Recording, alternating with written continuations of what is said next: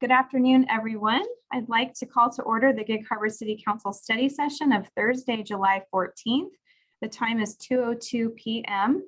and I will turn it over to our city clerk for a roll call. Councilmember Barber. Here. Councilmember Denson. Here. Councilmember Henderson. Here. Councilmember Likens has not joined us yet. Councilmember Rodenberg. Here. Councilmember Storsett. Here. And Councilmember Wook. Here. 6 of 7 present. Okay, great. And we will acknowledge Councilmember Likens as soon as we can join on. So we will go right into our discussion items. The first item is Sports Complex Phase 1B update, and this will be a report by our Public Works Director, Jeff Langholm. Hi, Jeff. Hi, Mayor. Thank you. Good afternoon, Council. Hopefully you've all seen the memo and the exhibits that were provided as part of your packet for today. As you can see just from the packet itself, this design is moving along. Aaron did notify me today that the survey has been finished, but we'll get into that here in a bit. We're going to talk about schedule here at the end. But yeah, things are moving. If you recall, the city authorized BCRA contract for design and permitting services with the city here at the end of March. And we have the staff lead for BCRA here on the line, Andrew Cirillo. If you want to introduce yourself, Andrew, real quick.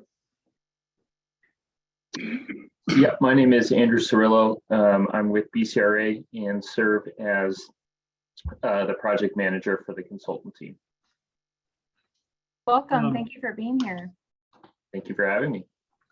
So what I'm going to do is just go through quickly how we've gotten to where we are today and what we have left to do. Aaron's going to jump here in a bit and give some details about the design concepts we have so far, and then be requesting input from council and talk about schedule.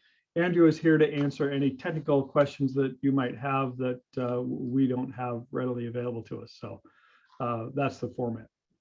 So as you know, we had an open house on May 7th. That was about the sports complex as a whole, not specifically about Phase 1B. That was a staff-led informational open house to discuss the history and the future of the sports complex, the entire site. There was, as you recall, I think we gave a quick report to council back in May, excuse me, and there was significant interest in that meeting. There was also quite a bit of controversy at that time because there was requests to have the whole sports complex stopped, and that brought out a lot of people that were opposed to stopping the sports complex also, especially Phase 1A, Phase 1B. So I can tell you that we did have a lot of input at that time. Since we have proceeded with the direction we received from council to continue with the Phase 1B, we did have our open house on June 28th. We had, I would say, not anywhere near as much interest as the May 7th, and we always want more people, but it was more of a typical open house that we had on June 28th. So what I'll do here is I'm going to hand it over to Aaron. He can talk more specifics about the June 28th open house, and then I'm going to jump in and back in and talk about the study session and a couple other things, and then before we take a pause and answer questions. So Aaron, if you'll go ahead. All right, thanks, Jeff. Yeah, I'll go ahead and share my screen here if that's okay. I just put together a small PowerPoint here, and I'll just kind of walk you through our June 28th open house. Can everybody see that on my screen there? Yes. Okay, so yeah, we had a open house, as Jeff referred to, for the Gig Harbor Sports Complex Phase 1B on June 28th. For public outreach, we notified over 300 people that were signed up for Notify Me. We also notified over 300 people that were added to the city calendar, and this was also posted to the city's front webpage. At the open house, public input was taken on 3 different elements of the project. So the first one was the performance stage, the second one was playground equipment, and the third one was the pickleball court color scheme. And so the performance stage is what we'll talk about first here. So we received public input on 4 different performance stage options. Each member of the public was allowed to rate each option from their first to their 4th choice. So what we did is we weighted those, and that weighting scale is kind of identified below here in this box. So if somebody picked, for example, option number 1 as their first preference, that would receive 4 points. If they picked it as their second preference, it would receive 3 points. So, and so on and so forth. So we went through and tallied the total points, and option 1, as you see down here, was 28 points. Option 2 right here, and I don't know if you can see my cursor, but was 26 points. Option 3 was 14 points, and option 4 was 9 points. And up above here on the upper right, these are just different views of option 1 and option 2. So this is depicted without a roof on it. However, these will have a roof on it. This is just so you can kind of see the timber structure a little bit better. So this one here on the left is a different view of option 1, and this here on the right is a different view of option 2. Any questions before I move on from this slide?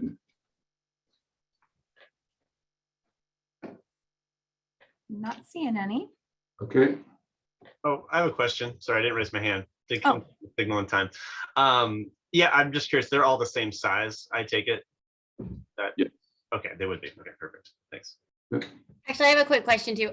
Option 1 has like a partial wall in the back. Is that just for wind, or is there going to be something like shelving on it, or what's that for? Yeah, there was a lot of thought put into all of these options, and I guess, Andrew, if you're able to speak to what the backdrop in the back of this option 1, and there's also option 4 has something similar but dissimilar. But yeah, if you could speak to that and why that was selected, that'd be great. Yeah, so that wall in the back of option 1, similar to what's shown in option 4, provides a backdrop, which can be used in, one of the things that we looked at was kind of wanting it to have some functional flexibility, so that it accommodates various different performance types. And so if there was a theatrical performance or something like that, that could serve as somewhat of a backdrop, or in like a musical performance, it could have some kind of acoustic properties to help the sound direct out towards the audience. Without the wall there, it does provide a little bit more flexibility for how that space could be used, because it opens it up a little bit more. But those are just kind of the tensions in the design between option 1 and option 2, kind of having that wall or having it open along the back. Councilmember Storsett? Yes, thank you. So I realize these are the 4 options, but when I look at the similarities and the high points that were awarded to 1 and 2, I'm looking at option 2. If it had that backdrop added in there, like that one to me would stand out as a winner. But I just don't know if we're able to make any of these type of modifications. I'd say we are. We're right at that point where we're looking for that type of input. So we could call you. I'm sorry, Councilmember Storsett, you said option 2, but with the backdrop. But with the backdrop, yeah, I think that would look really cool. I think of performances up there, whether it's skits, plays, music, or presentations. I think that would be a good Okay. step. Andrew, can we call that option 2A for now? Okay, great. Councilmember Henderson? Thanks, Mayor. Andrew, I got a question for you. I know that your A&E firm came up with the 4 options, I would imagine. And are these options that have been used other places that you folks have designed? And if so, have you gone back to see what they look like after 1 year, 2 year, 3 years? Or are these completely new that you've never had these built before anywhere else? So that's a great question. These are custom designs for this site in particular.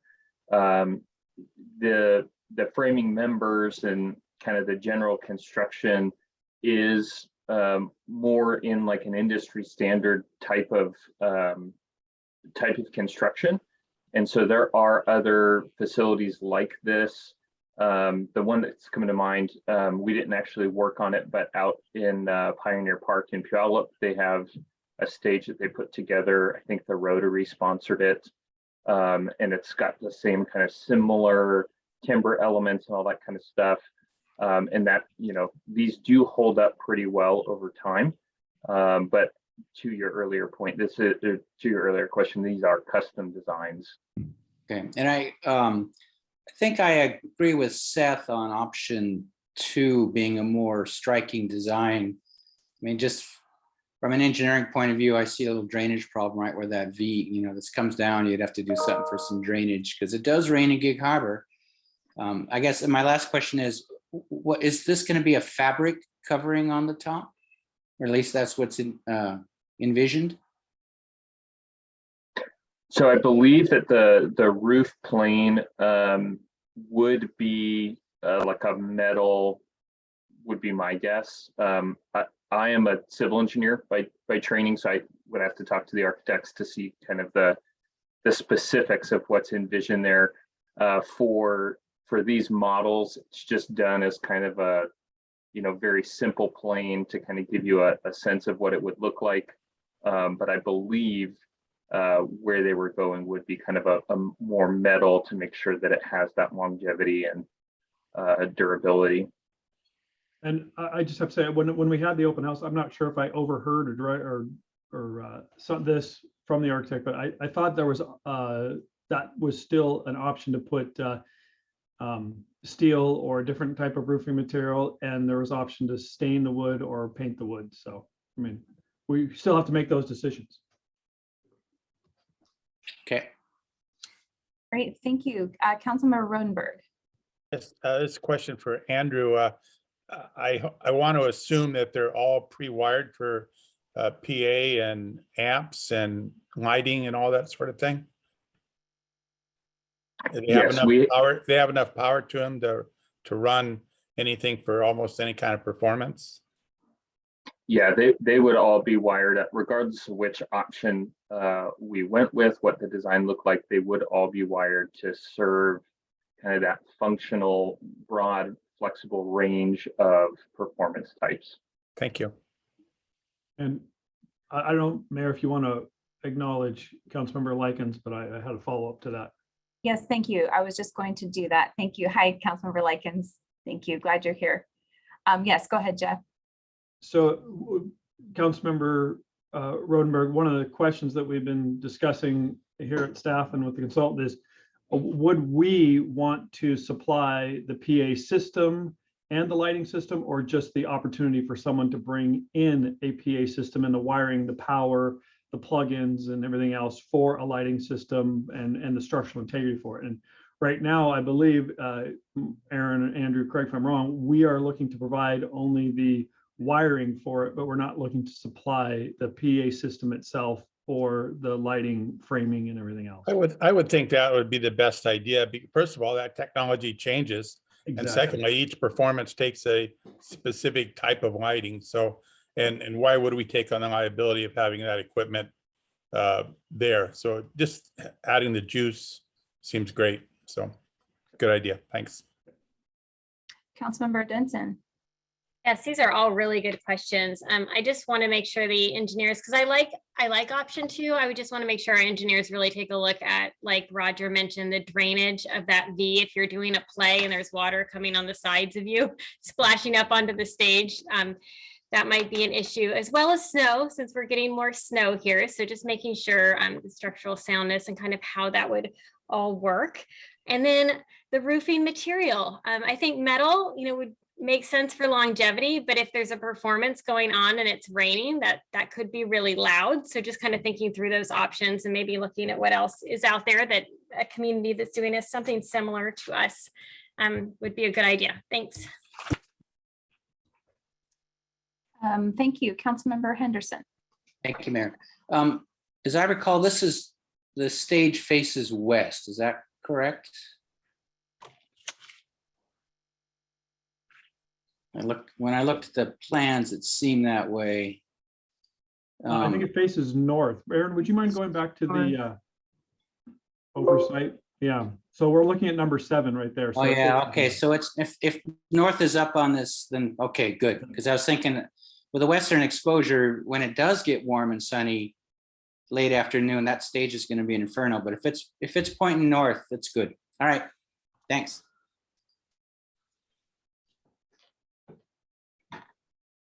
Okay, great. So I think we've had great council input for the performance stage.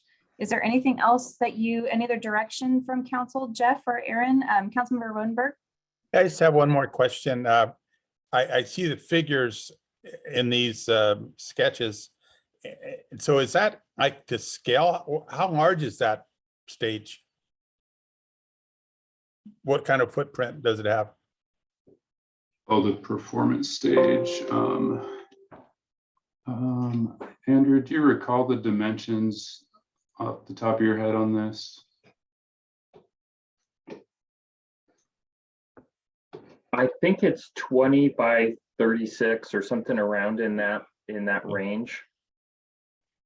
Yeah, that's right. So then the people are probably not at scale. So thank you. Like similar to the Scansy Park structure or bigger?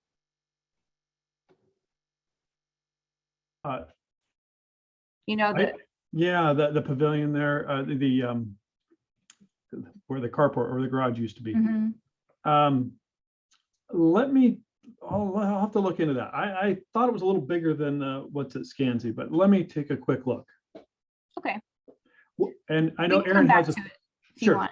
Yeah, Aaron has a couple more items he was going to go through also. Yeah, perfect. Go ahead, Aaron. Okay, thank you. So yeah, we also took public input on the playground equipment. We received public input on 4 different playground options. Here on your right, I'm only showing the top 2, but in your council packets for tonight, there were full-size views of all 4 of these. So each member of the public received 2 stickers, and we asked them to place stickers by their preferred option. So they could have put 2 on 1 or 1 sticker on 2. And the results are tallied below. So the nature themed had 7, artistic themed had 5, historically themed had 4, and the forest themed had 1. And I do have a PDF of all 4 of those if anybody needed me to pull those up. Otherwise, I'm just showing, like I said, the top 2 options here. Councilmember Barber. Yes, thank you, Aaron. I'm wondering if you could address the accessibility of these 2 options. One of the biggest things that I look at in playground options these days is accessibility for all people. And I wanted to make sure that we were going to create something here that allowed people in wheelchairs and that kind of thing to be able to play. Yeah, sure. Thank you for that question. Yeah, so all of these will incorporate ADA into them. Some of these do identify, if you're looking at these pictures on the right-hand side, the images, some of them show different types of surfacing, but this will be a synthetic turf. It was required to be in our grant application. So that will allow this to be ADA accessible, and also BCRA's playground designer is looking at this closely to incorporate ADA access into every element of these playgrounds that we can.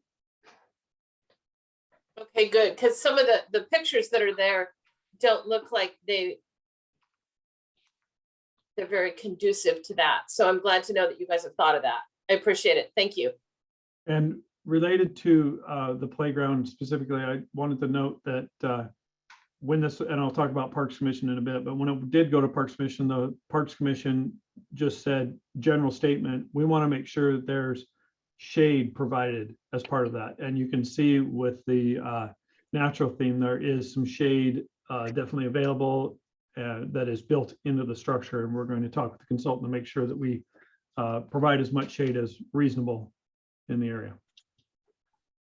Great. Councilmember Denson.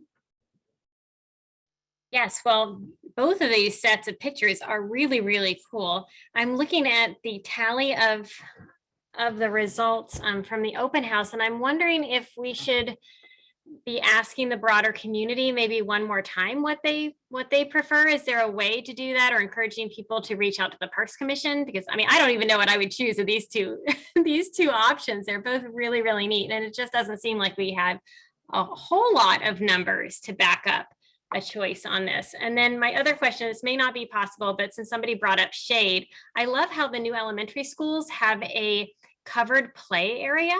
And I didn't know if like a portion of this could have some sort of a overarching, overhanging structure so that kids can play in inclement weather.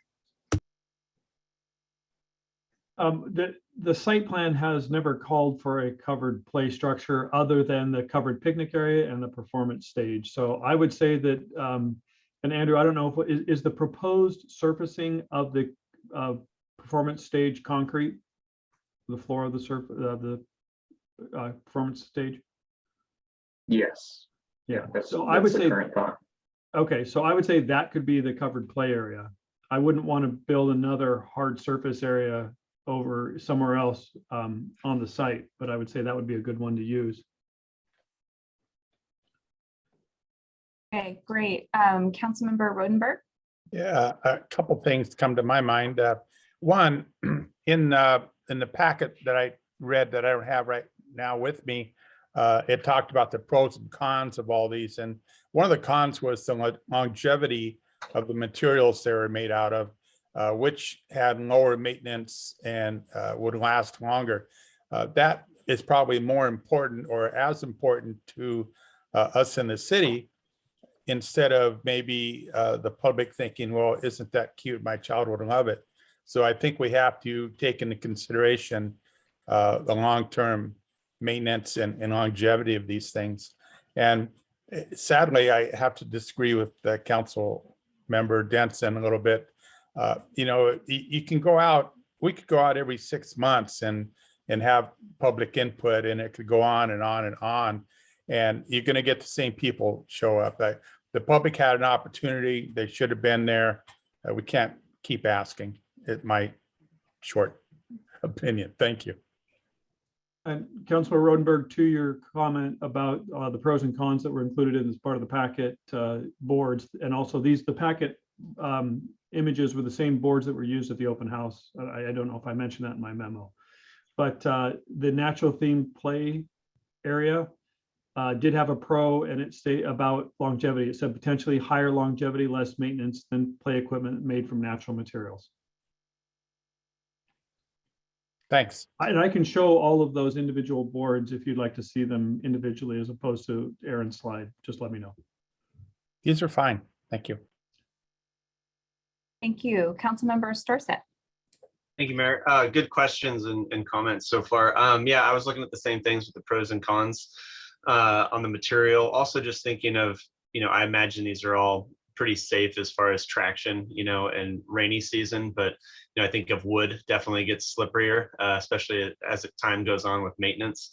I personally, I mean, I love that one that's of the partially sunken ship. I think that thing looks really cool. My kids refer to the park over here downtown, over by Crescent Creek. They call it Boat Park and they call it City Park. But I would love that, you know, when a community comes up with almost its own name, so the kids come up with things.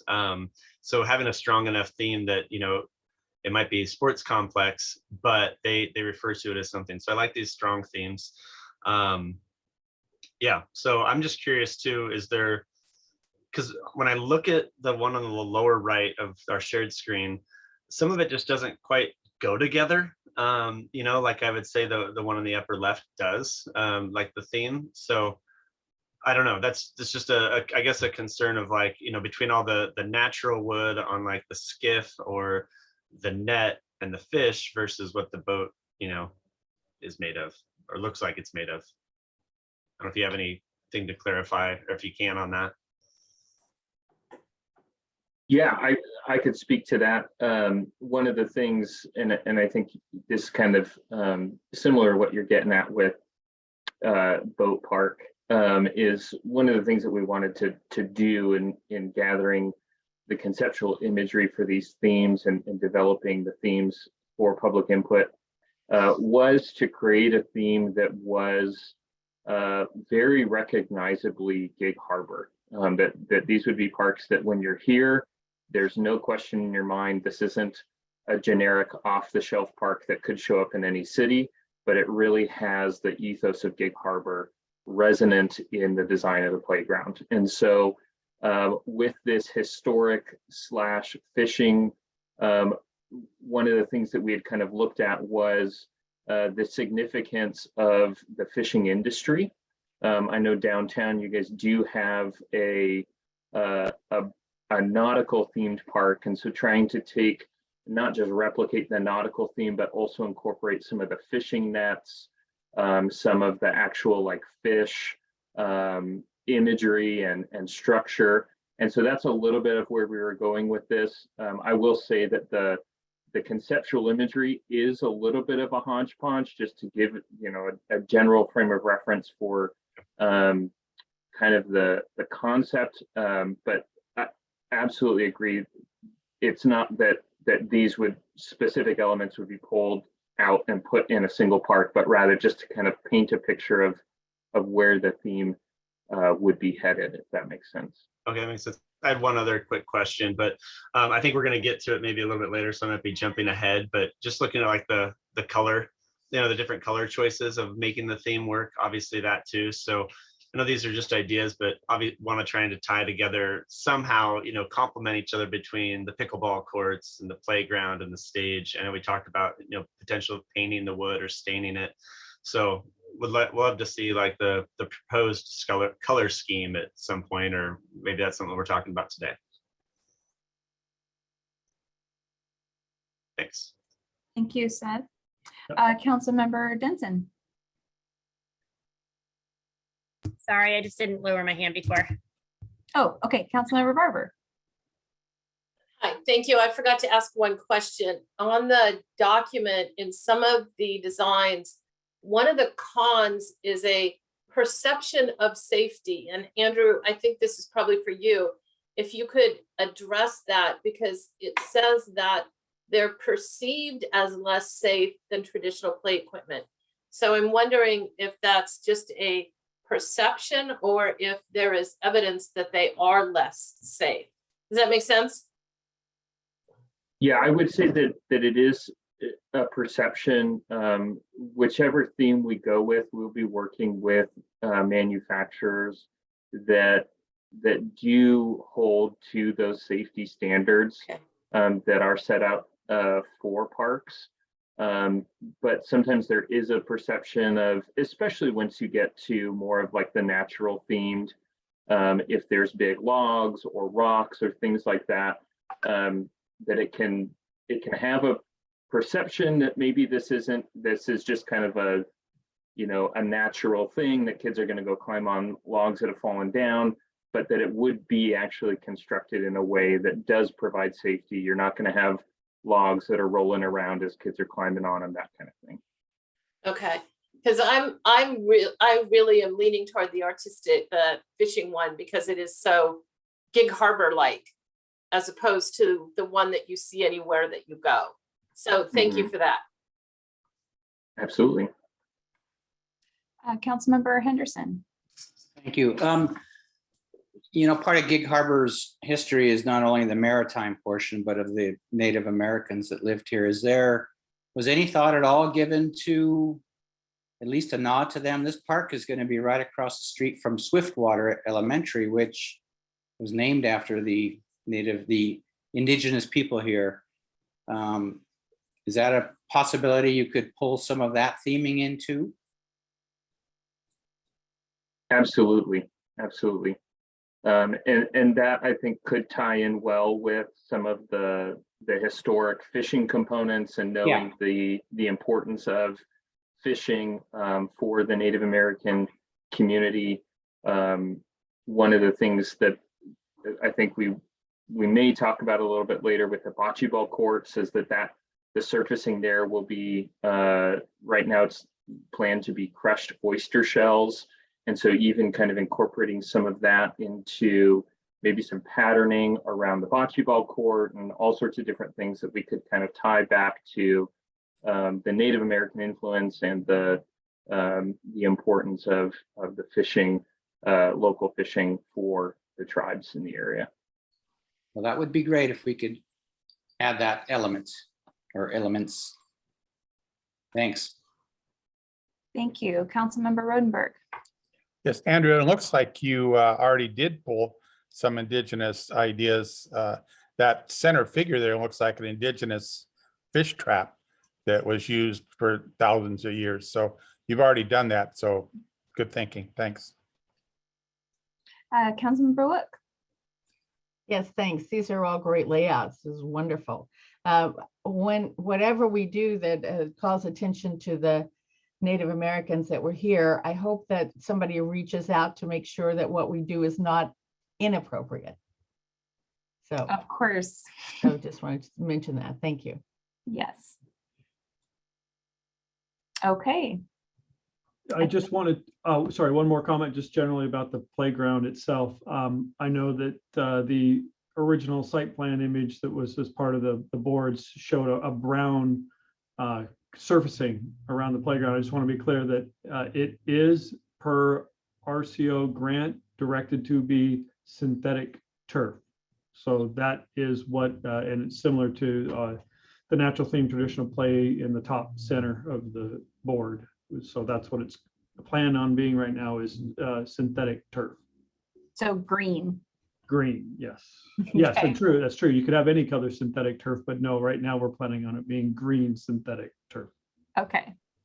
Councilmember Likens. Yes, thank you, Mayor. So Jeff, on that synthetic turf, I know when we had a discussion around the sports field with synthetic turf, you have to make sure that there are no food, drink, crushed little goldfish and Cheerio crackers type things. If it's in the playground area, will you have those same type restrictions encouraged? Yeah, that'll be tough. Granted, we do have picnic tables around the playground, but not within the playground. And the playground does have a small fence around it to Okay. keep some the little ones contained. But yeah, that will be difficult to enforce, but that will, I think that would be recommended to be the rule here, is to be able to say no food within the or drink within the playground area. So if there is food and drink accidentally brought in, will that add to potential maintenance costs?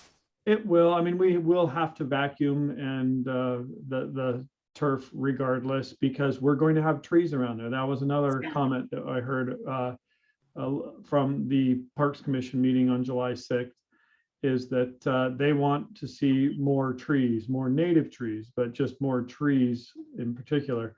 Yeah. And especially to provide the shade around the playground equipment. And there is a conflict with trees. Just, I mean, you look at Crescent Creek Park and how many of those trees drop needles into that facility. And that's not synthetic turf. That's called Pebble Flex, which is a little easier to clean than synthetic turf, but still a challenge and degrading to the surfacing.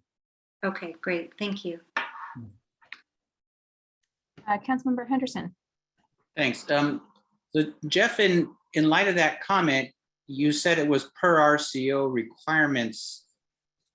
Did RCO say you had to have artificial turf, or was it that we told them we were going to have artificial turf, thus we can't back out of that? I mean, there's a difference. There is a difference. I'll tell you how it went down. So in 2020, we had the way RCO grant applications occur is that you have an initial presentation to the RCO committee. They review your presentation and they give you suggestions on how to improve your presentation for the final presentation where you actually are ranked. At the first presentation, we had left the surfacing open to whatever we want to do, and we gave options. And at that point, they said synthetic turf is the one you're going to need to go with if you want to get full points for this value. And so we specifically called out synthetic turf in the grant application And that was approved based on synthetic turf. So if we change it, we have to go back to RCO and see if. Yeah, they no, will- we don't want to change it, but is there any flexibility in it? Like you were saying, what was the other stuff? The Pebble, what? Pebble Flex, I wouldn't recommend Pebble No. Flex material. Maybe we could consider, though we would have to have that conversation with RCO, the same type of surfacing we have over at Veterans Park, the new playground we constructed over there. That is not as nice, in my opinion, as this synthetic turf under feet, but it is very maintenance friendly. It's easy, they're squares essentially, and it's easy to, if you have damaged squares, easy to pull them out, put new ones in. But it's not very as comfortable under your feet as this is. Okay, I would like to, you know, as an ex-Parks Commission member, and just from my own point of view, the more trees being put back would be better. I would hate to have to not put trees back because we have artificial turf there. So anyway, see what you can do. Thanks. Councilmember Storsett. Actually, I think I just found my answer to my question, so I'm good. Thank you. Okay. So will this have another option to come back around again with some more final details, or is this sort of what this meeting right here, you need, explicit directions from council on what, like which one to go with, or? Well, at this meeting, we would like some general direction if the council is supportive of the results from the public input, or if they have a different direction, just staff will take that. We will expand on that with BCRA, and then we can come back at a future study session before we finalize it to show more detail of what it actually could look like. Okay. Councilmember Rodenberg.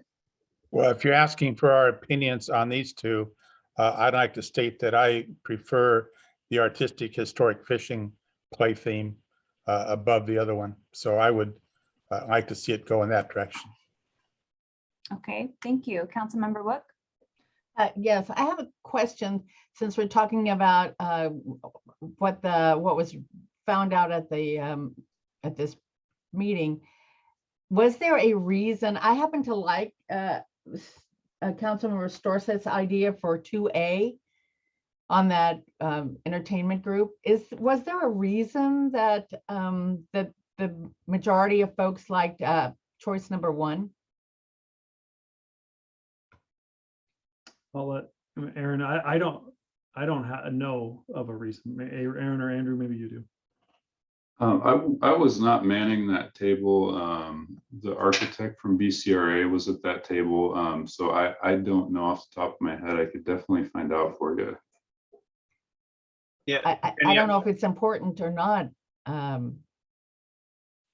Be interesting to know if there was a particular reason. I like the option 2A as well, but I just wanted to know.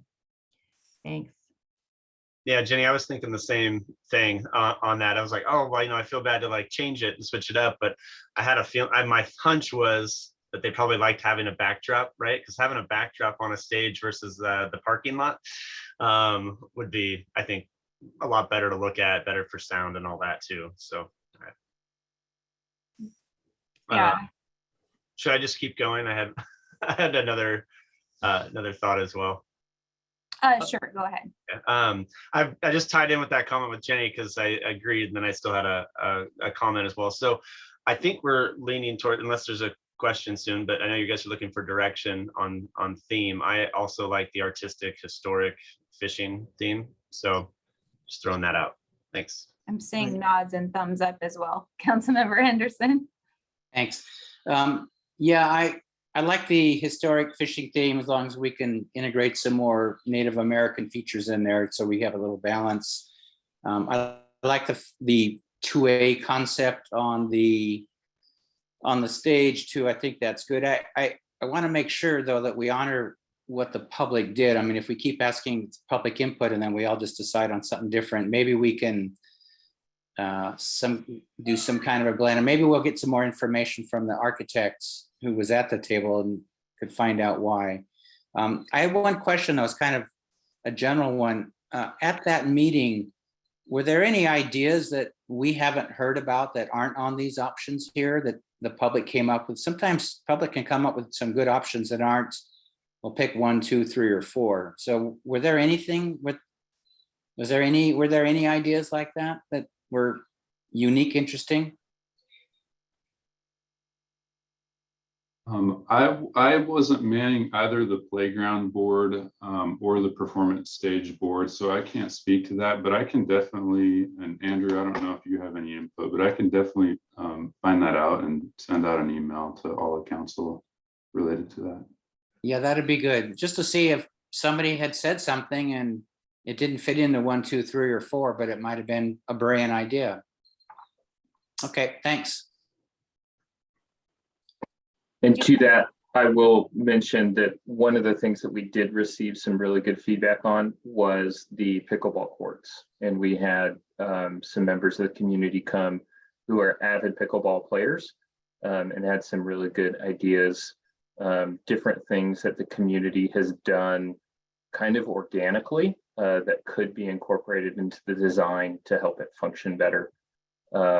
But similar to Aaron, I don't know of any specifics for the playground that came up that way.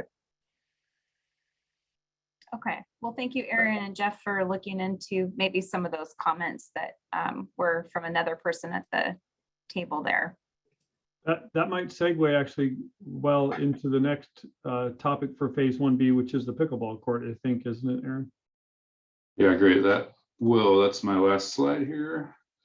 And so, yeah, this is the last element of the project that we received public input on. It was essentially the color scheme for the pickleball court. And we did have a number of pickleball players show up, which was great. And as Andrew referred to, aside from color, we did get a lot of valuable input. I think as pickleballs become more popular, it's been important that as people are showing up in numbers to kind of wait for a new court to become available. We learned that we need to have a system for kind of getting in line for the next court and a number of other things such as seating. So the results for that here are below. So option B scored 8, option D scored 4, option F scored 3, and option C scored 2, and option A scored 1. And similarly to the playground equipment, we handed out 2 stickers for these, and each person was allowed to put 2 stickers by one option or 1 sticker by 2. And from the actual pickleball players that showed up, they were very adamant that option B is the option that is desired by them. And it's a very standardized color scheme. And again, they had strong opinions about option B. So yeah, I think that's all I had to present on the pickleball court, Kelly. There was a comment, and I don't know if it was made by more than one person, but we have heard that there's been interest in putting separation between the courts. If you recall what the courts look like, there's 6 that are in a row, 2 deep, 3 wide. Some sort of separation between, or sorry, 3, yeah. And so at this point, unless someone, Aaron, on your team can convince me otherwise, I'm not suggesting we put any dividers, at least between the courts side by side, because there are play zones in there that could, any sort of fence could become a trip hazard. And so unless we want to expand greatly the footprint of that pickleball court, which I'm not recommending, that we would just stay with what we have. And if there's incidental play between the courts, then that's the way it is. But I think this is a pretty standard layout, Andrew, unless you know otherwise. That is correct. Councilmember Starset. Yes, thanks. I assume like everything's to like scale with these. So, if there's a tournament, nobody's going to come back and say, oh, it's a foot short or not enough spacing in between. Is everything good there? I assume. I don't know all these professional pickleball players in Gig Harbor, but I can see the comments now. Yeah, everything will be standardized and definitely based on current safety standards. Thanks. Yes, Councilmember Wook. So if you're looking for a way to go, I'd like to go with myself would like to go with B. That seems to be what the pickleball players want, and so that's what I'd like to go with. Thanks. All right. Councilmember, and I'm seeing lots of thumbs up and nodding on option B. So I'm like, thinks that's the consensus there. And I think my pickleball relatives would agree for sure. I've got some pretty avid, very passionate relative pickleball players. Councilmember Henderson. Thanks. Is there a fence around the entire court, Jeff? When I look at the rendering, is that just something painted on the surface? It looks like a. No, it's fenced in and there's gates to access it. I think there's only two Perfect. access points. Okay, so there had been one time I heard from somebody that plays bocce ball, or no, yeah, the bocce ball, that the noise from the pickleball courts would be pretty intense when they're trying to play bocce ball. Was there anybody there at the meeting that represented, I guess, the bocce ball players at Gig Harbor? I don't play it, so I can't tell, but I could imagine the pickleball is noisy because of the rackets and whatnot. Yeah, I don't think there was anybody from the meeting that represented bocce ball players, but I have to say, I would think that the fields at the sports complex 1A would be louder than the pickleball Yeah. court players. But Probably will be. Okay, thanks. Councilmember Likens.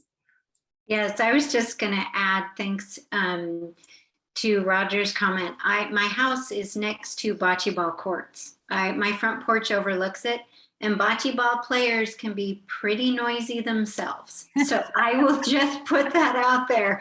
It's a rare day or moment where somebody's really concentrating, like a golf tournament. It's usually something that they play with a cocktail in their hand. So I'm just putting that out there. so maybe the pickleball players will start complaining about the loud. About the bocce ball players. Exactly. Yeah. I think it's just going to be a loud, fun time for all, hopefully. Absolutely. Thank you. Yeah. I do want to acknowledge, I see a hand raised in the attendees section.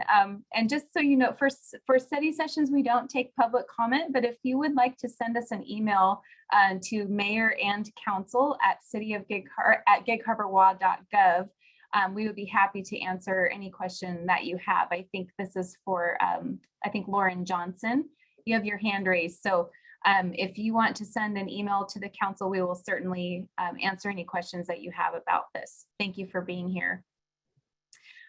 Okay, so I think in terms of direction so far, we like option B for pickleball court, the artistic and fishing theme for the playground, and then what were the numbers again, Aaron, for between, it seems like it was really close between option 1 and 2 for the performance stage, like within a couple points. Yeah, it was Yeah. very close. Option Very 1 was close. 28 and option 2 was 26. So yeah, I mean, Okay. it's so close that, yeah, I think could go either way.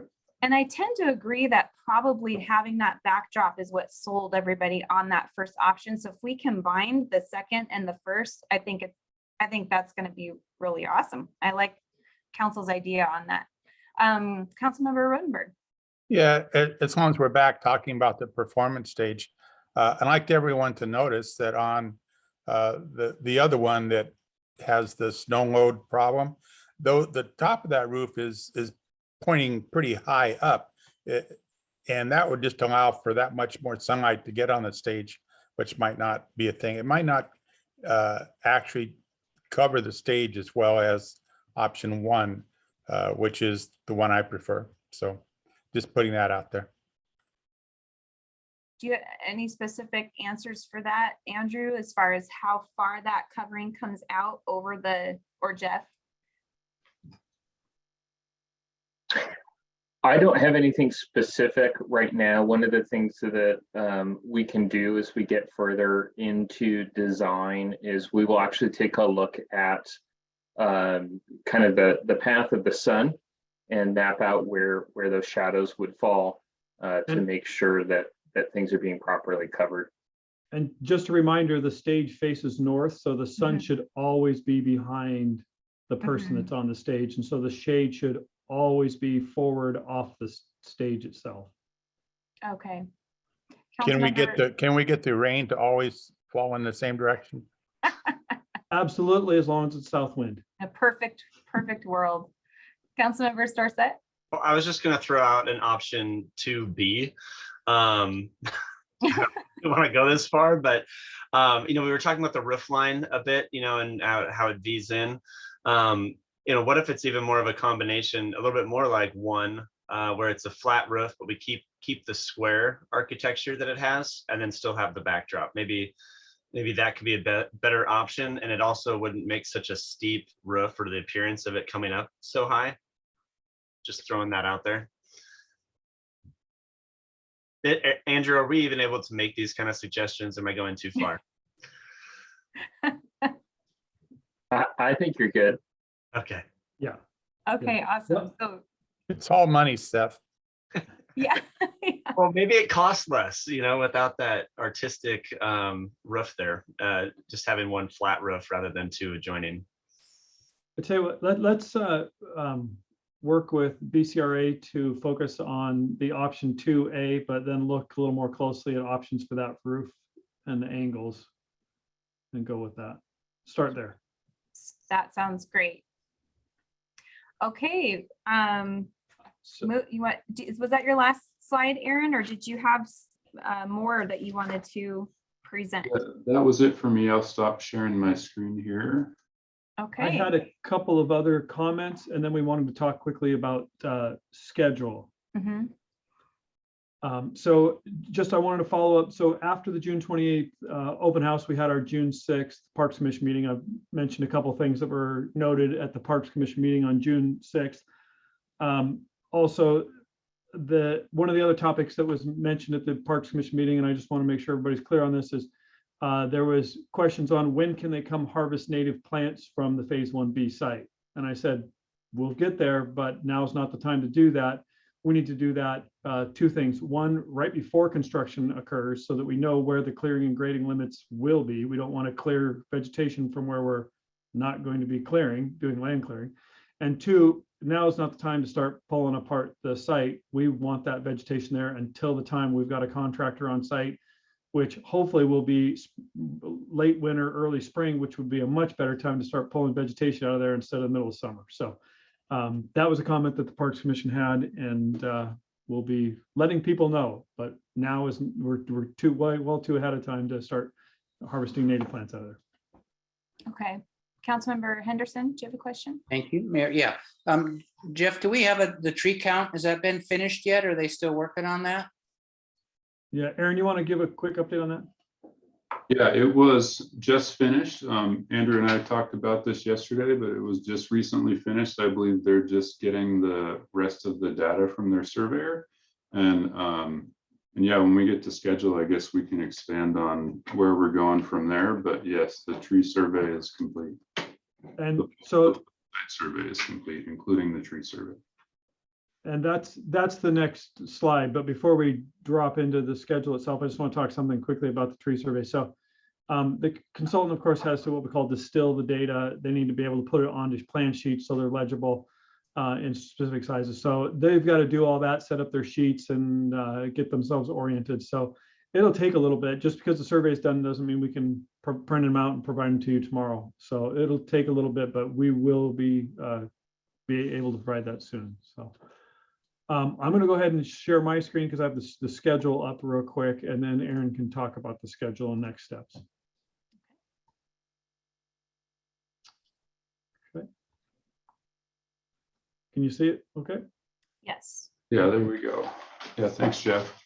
So yeah, we're through the site survey. The site survey is on schedule as we sit here in July.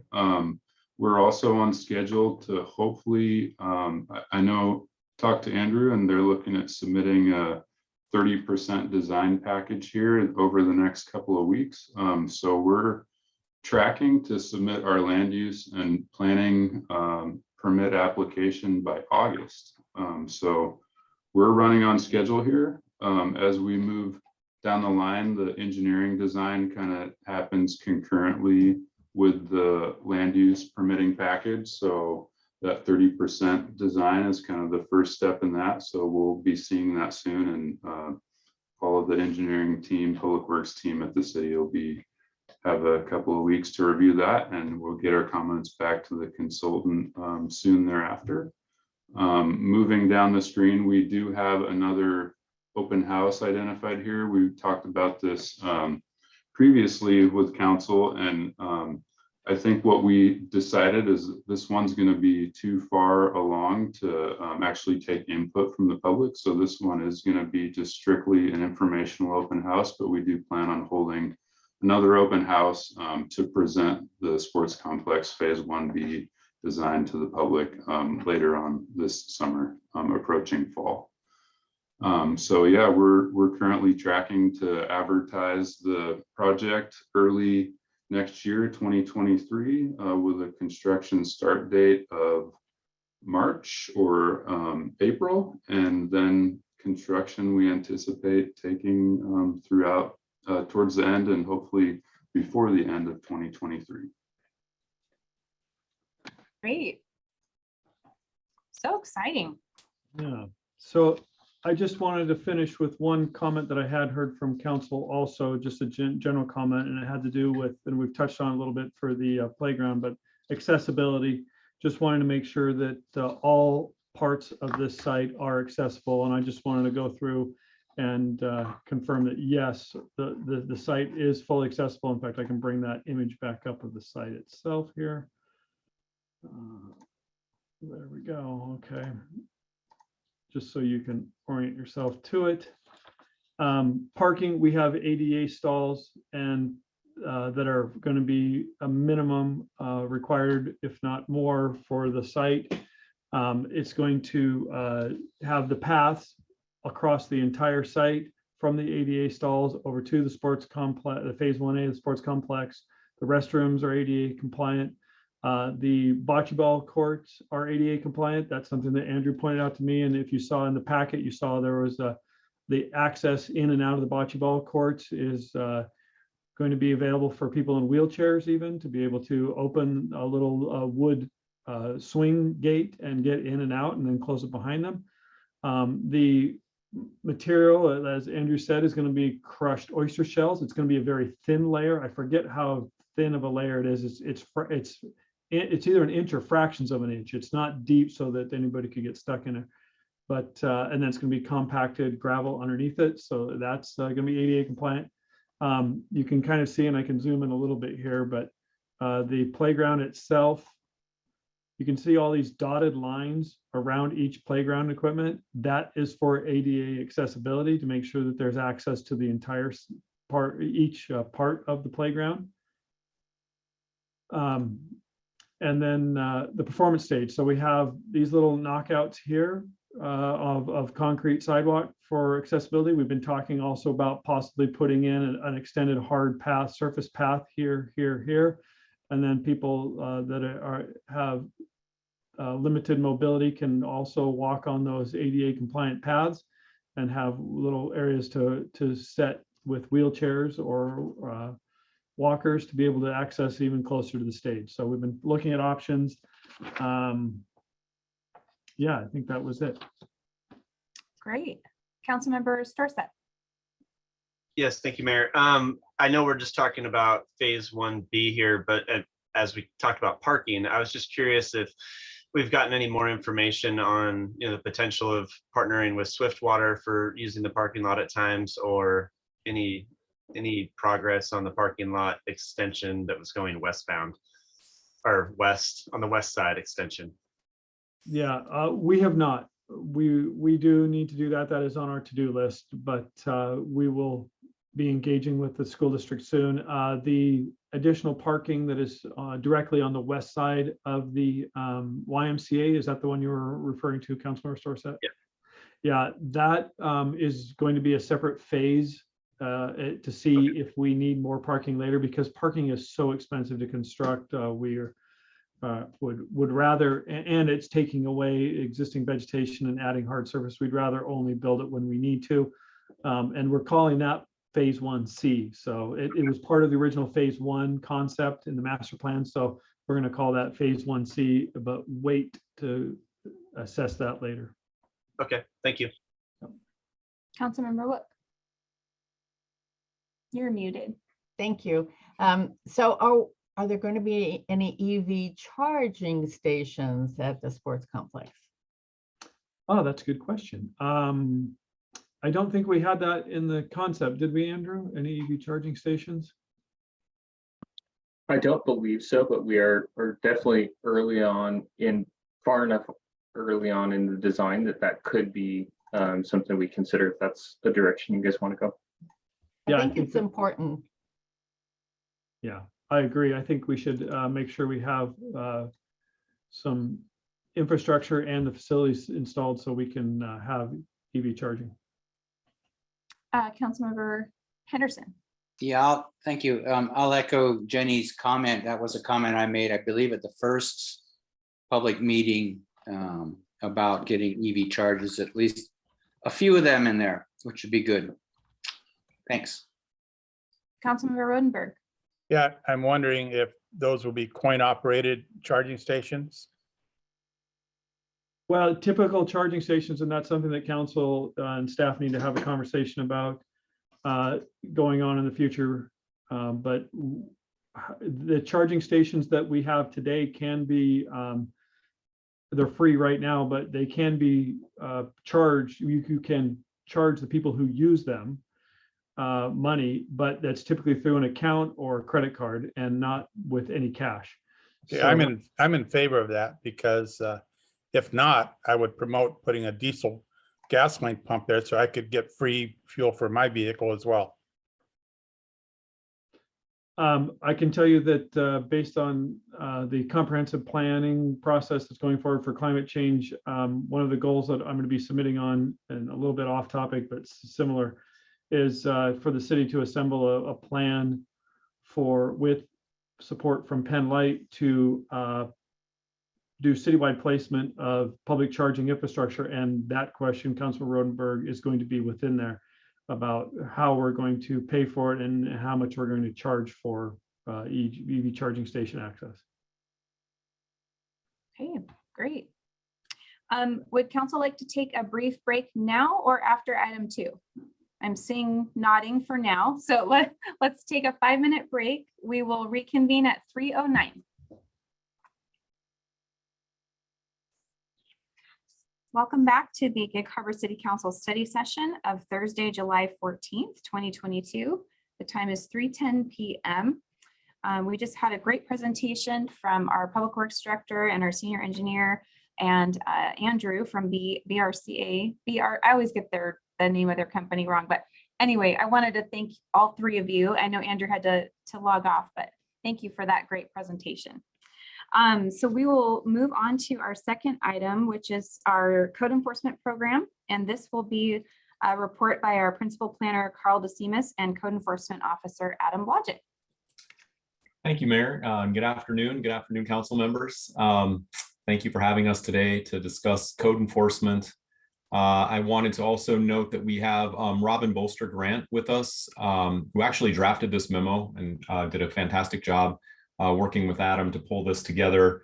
And also Daniel Kenny is here with us today to help us out with code enforcement if any questions come up that that we can't answer or that get into the legal realm, as code enforcement sometimes tends to do.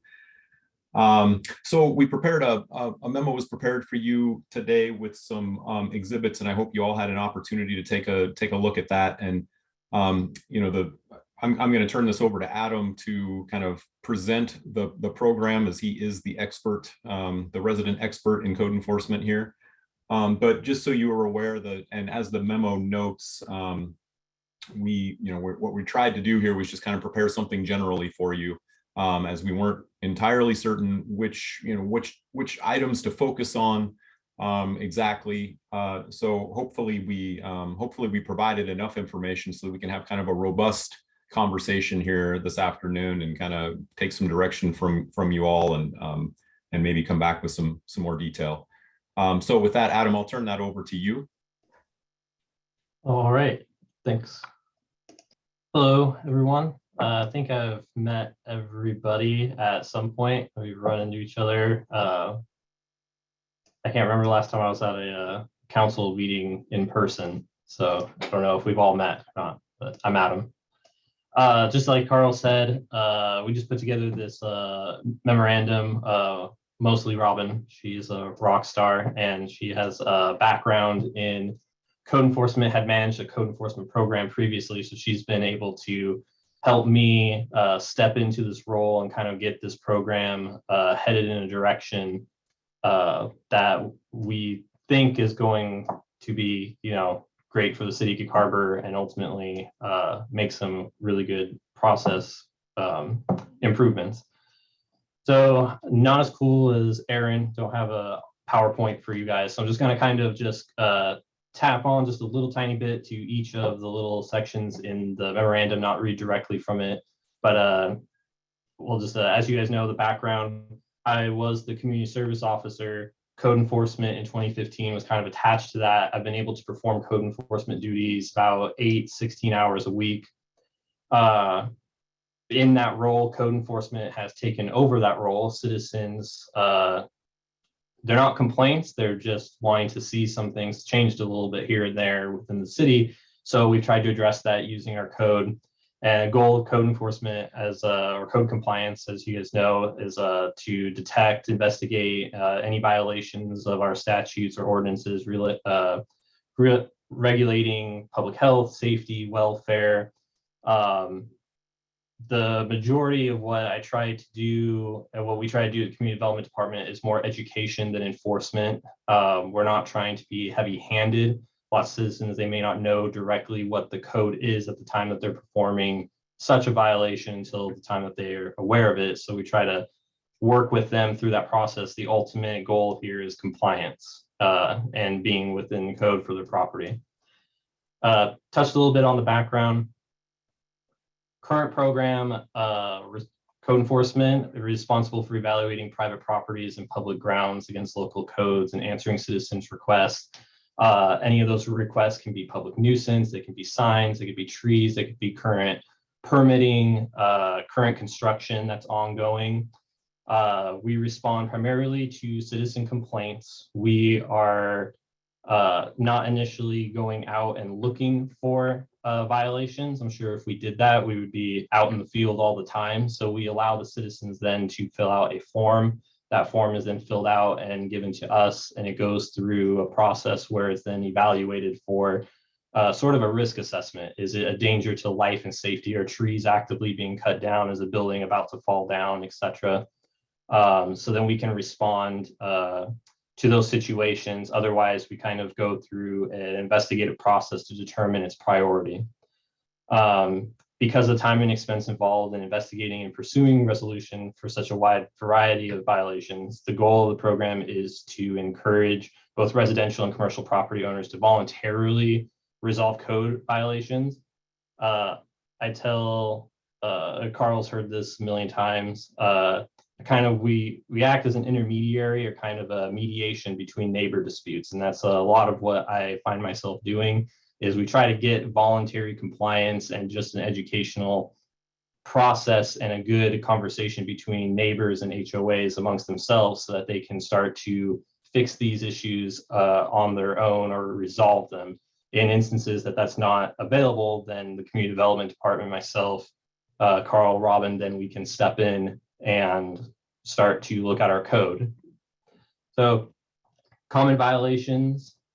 And if you guys, I'll kind of just go through this, and then at the end of this, any questions that you guys have, Carl, Robin, and I can answer, and we'll work through those. So common violations here in the city of Gig Harbor, primarily public nuisance. And when we talk about public nuisance, it can be abandoned vehicles, junk vehicles, dilapidated fencing, dilapidated buildings, signs, tall grass, too tall of a fence.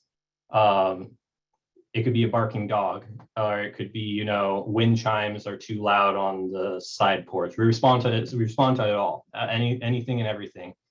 So in one of the exhibits that Robin put together, it's pie chart. So from just very generalized data that we currently have just from our SmartGov, that kind of shows initially what citizens are calling us about.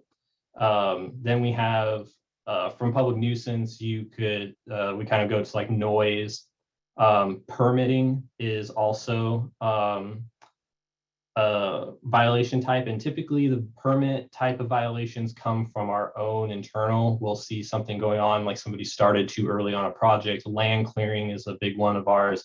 Started the project too early, kind of jumped the gun, didn't get the appropriate permits and not staff review in order to perform that action. From there, as you'll see, environmental. We have quite a few wetlands, streams, critical areas around the Gig Harbor. Those ones we prioritize a little bit. And again, this is just a generalized view of this particular program. When we get into environmental code and code enforcement, those particular cases can become very complex and require many months to resolve, and different departments to reach out and communicate with each other on what is needed to move forward. Then at the bottom here, we have potential program improvements. Just as the city of Gig Harbor has grown and is continuing to grow, and as our neighborhoods continue to grow and families, we continue to see an uptick in code enforcement requests. You'll see it was, I believe, 2020, we had somewhere in the high 60s. And then 2021, we had 58 total case requests. And 2022, right now, we already have 51. And when we talk about total case requests, those are actual forms that citizens have turned in to formally complain or formally allege a violation and request investigation. That is not including any phone calls, real quick review that staff has done. Sometimes we just get the simple phone call that, hey, I want to report something, so we'll run out there and check it, and it's nothing. These are actual formal requests that we have taken this year. We have tried to track those a little bit more so we can get a better idea about how much time staff is spending on code enforcement and follow-up investigations. And that can include just general emails. Sometimes we'll just receive just a simple email from anonymous person A, hey, somebody's in the wetland cutting down a tree. So then we try to respond to that. And if we have to create a code case, then it becomes a city initiated code case from that. So 2022, right now, 51 total cases that we have. And we're working on a program within our GIS system so that citizens will be able to see that map, and that visually you'll be able to see where most of the code cases are occurring within the city of Gig Harbor, shoreline, North Gig Harbor, South Gig Harbor. The areas that are about urban growth boundary, we're right up against the line of county, and we've been really lucky. We have a really good partnership with Pierce County right now with code enforcement, and I'm regularly talking to them. So we're figuring stuff out that's just, it's Gig Harbor, but it's not city Gig Harbor. So we're helping a lot. Again, that's part of that educational portion of it for the citizens. We talk about the permit software platform and its current configuration. Not the easiest to use because we have all these other departments that are also using the same software. So we're all trying to talk to each other. Code enforcement itself is relatively young for the city of Gig Harbor. We've been doing this now for 6 years, but it's only happening 8, maybe 16 hours a week. So not a whole lot of time to look at process improvements and actually how the program needs to grow and its code. And leading to that too is kind of what I believe council has brought up before is a more robust civil penalty type of structure, or a fee structure is something that we don't currently have. We just simply have, you have performed a violation, here's a notice of violation, this is the corrective action. We try to give a deadline of that corrective action.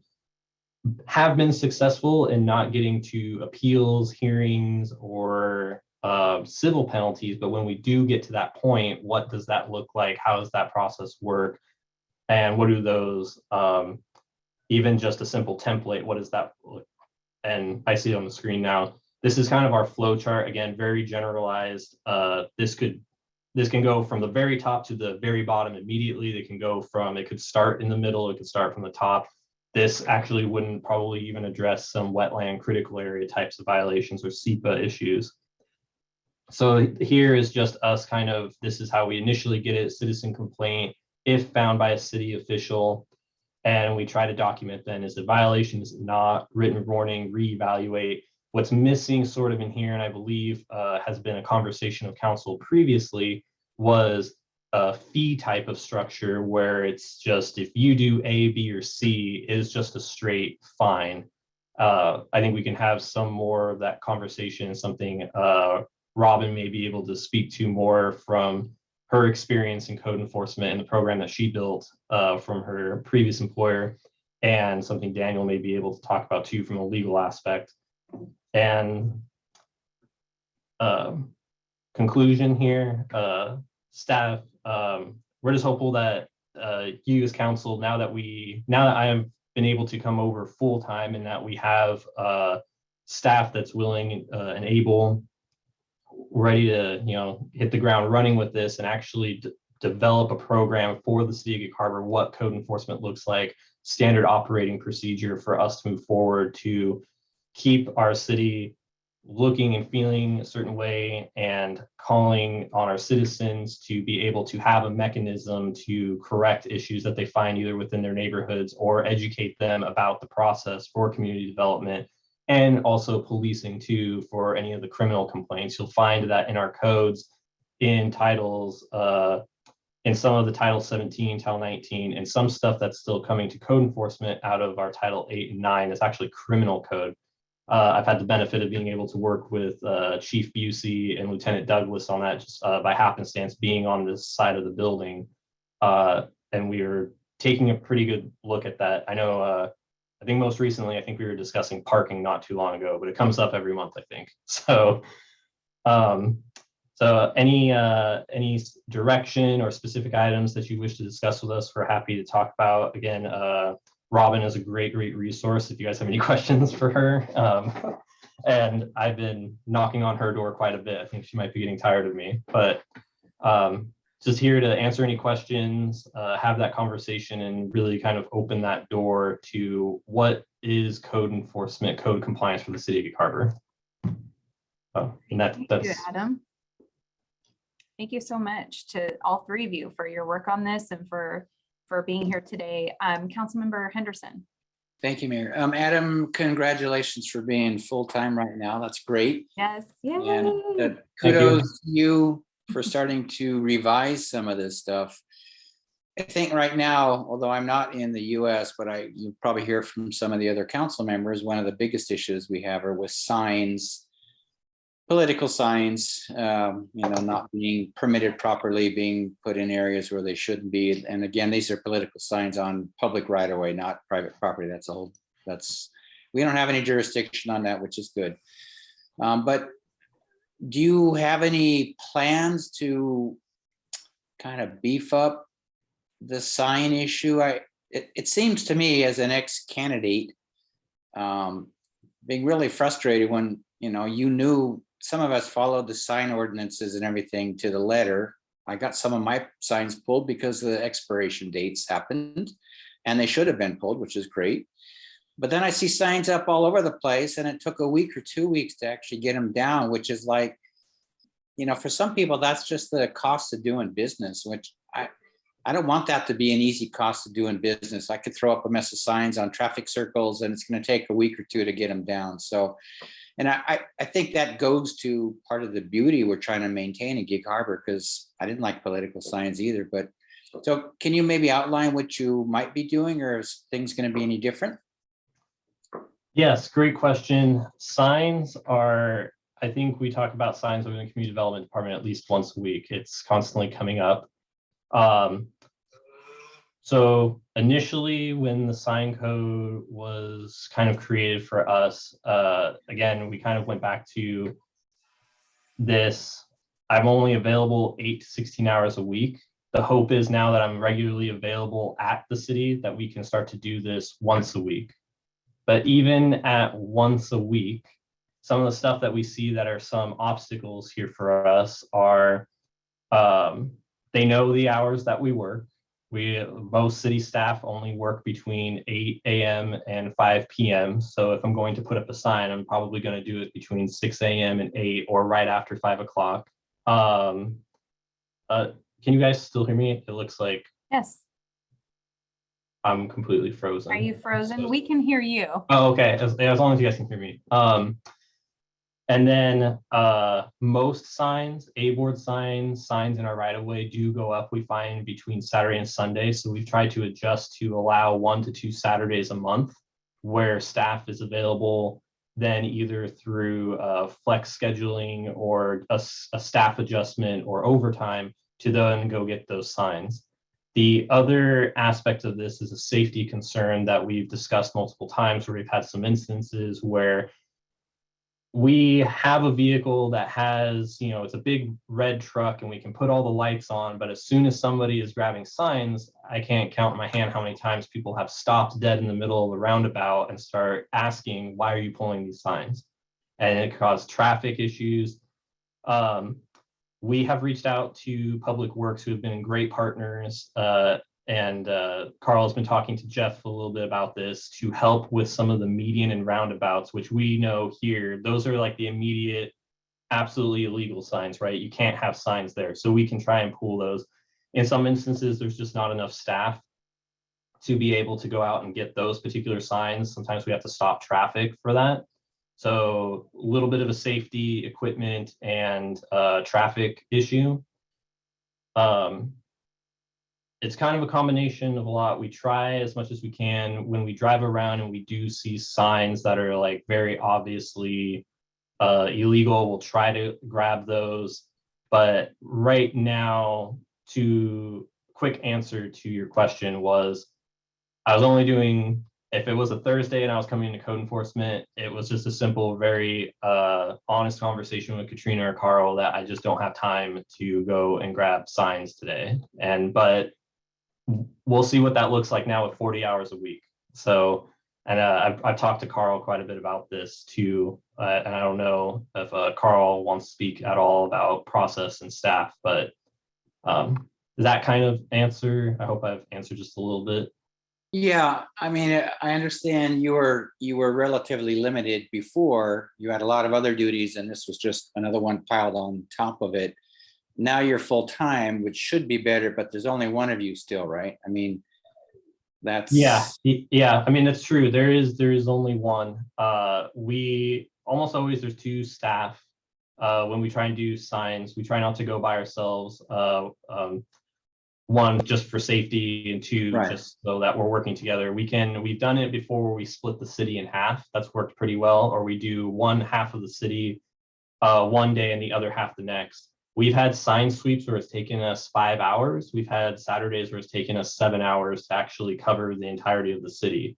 And then you try to do that early in the morning, or I don't believe we've tried later at night. We haven't tried that tact yet, but early in the morning so that there's no traffic, especially for Boarding Boulevard, where most of the sign issues we get the complaints about, or Point Fosdick, Olympic is actually one of the key focal points of that area. Yeah, I don't know if I speak too much about staff. Oh, it looks like Carl's got the answer. Yeah, thanks, Adam. I just also wanted to say that, another component of this, of sign sweeps is education too. And I think that's something that we probably could do a bit better. It's a complicated issue. Our code is complicated, and most sign codes are actually pretty complicated. And especially since the Reed versus Town of Gilbert case came up, that's complicated things even more. Daniel could speak more to that, but so it's a difficult subject, and it is hard to educate people. But I think there is an opportunity for us to look more in depth at our sign code and maybe try and ferret out a little bit more, suss it out a little bit more into layman's terms so that people can access it better and understand it better. That would hopefully then, take some of the onus off of staff and trying to go out and having to conduct these sign sweeps, which, as Adam said, they are time consuming. And we used to do more. Planners would sort of take shifts and go out and do more sign sweeps as well. Since the Reed versus Town of Gilbert decision, however, and since our last, since we overhauled the sign code as a result of that, we haven't done that as much, and that's mostly for consistency's sake, because it is more confusing now to go out and conduct those sweeps.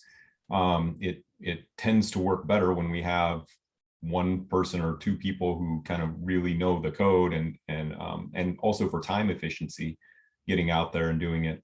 So consistency and efficiency, that's been better, and maybe that's something that we need to look at again as well, though. So. How about, have you even thought about fines? I mean, clearly, if you're putting up signs and you don't care, I understand the education component, and that's very noble, and that'll help for the people that want to worry about the codes. But there's folks out there that just don't give a hoot. And if there's no consequences, then you'll put your signs up and they get taken down. I'll go up to the dumpster behind the city hall, grab them again and put them out.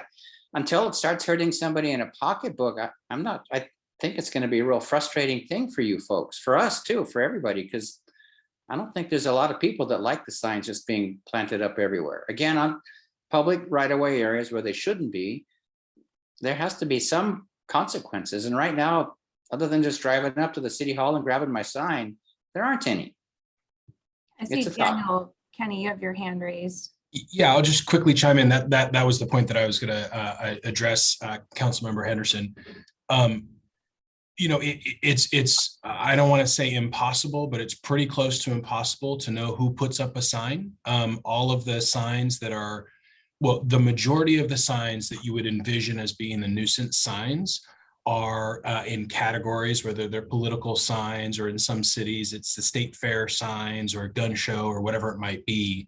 And the content of that sign isn't who put the sign up. And so in terms of fines and whatnot, it's almost impossible to attribute that derelict sign to any particular person putting it up. It's certainly not to the campaign. Somebody else puts your sign up. If you're running for office, you don't get the fine. It's the person that put the sign up. It's the sign proponent. It's the person that did it. And so when we think about code enforcement, whether it's for signs, and this can happen in other areas of code enforcement as well, understanding the challenges of enforcement when you're trying to establish the violation is a really important thing for code enforcement. I know Adam and I have had conversations on a range of topics of trying to figure out how we can get enough information to support a notice of violation, and signs is one of the hardest ones to do. Thank you for that, Daniel.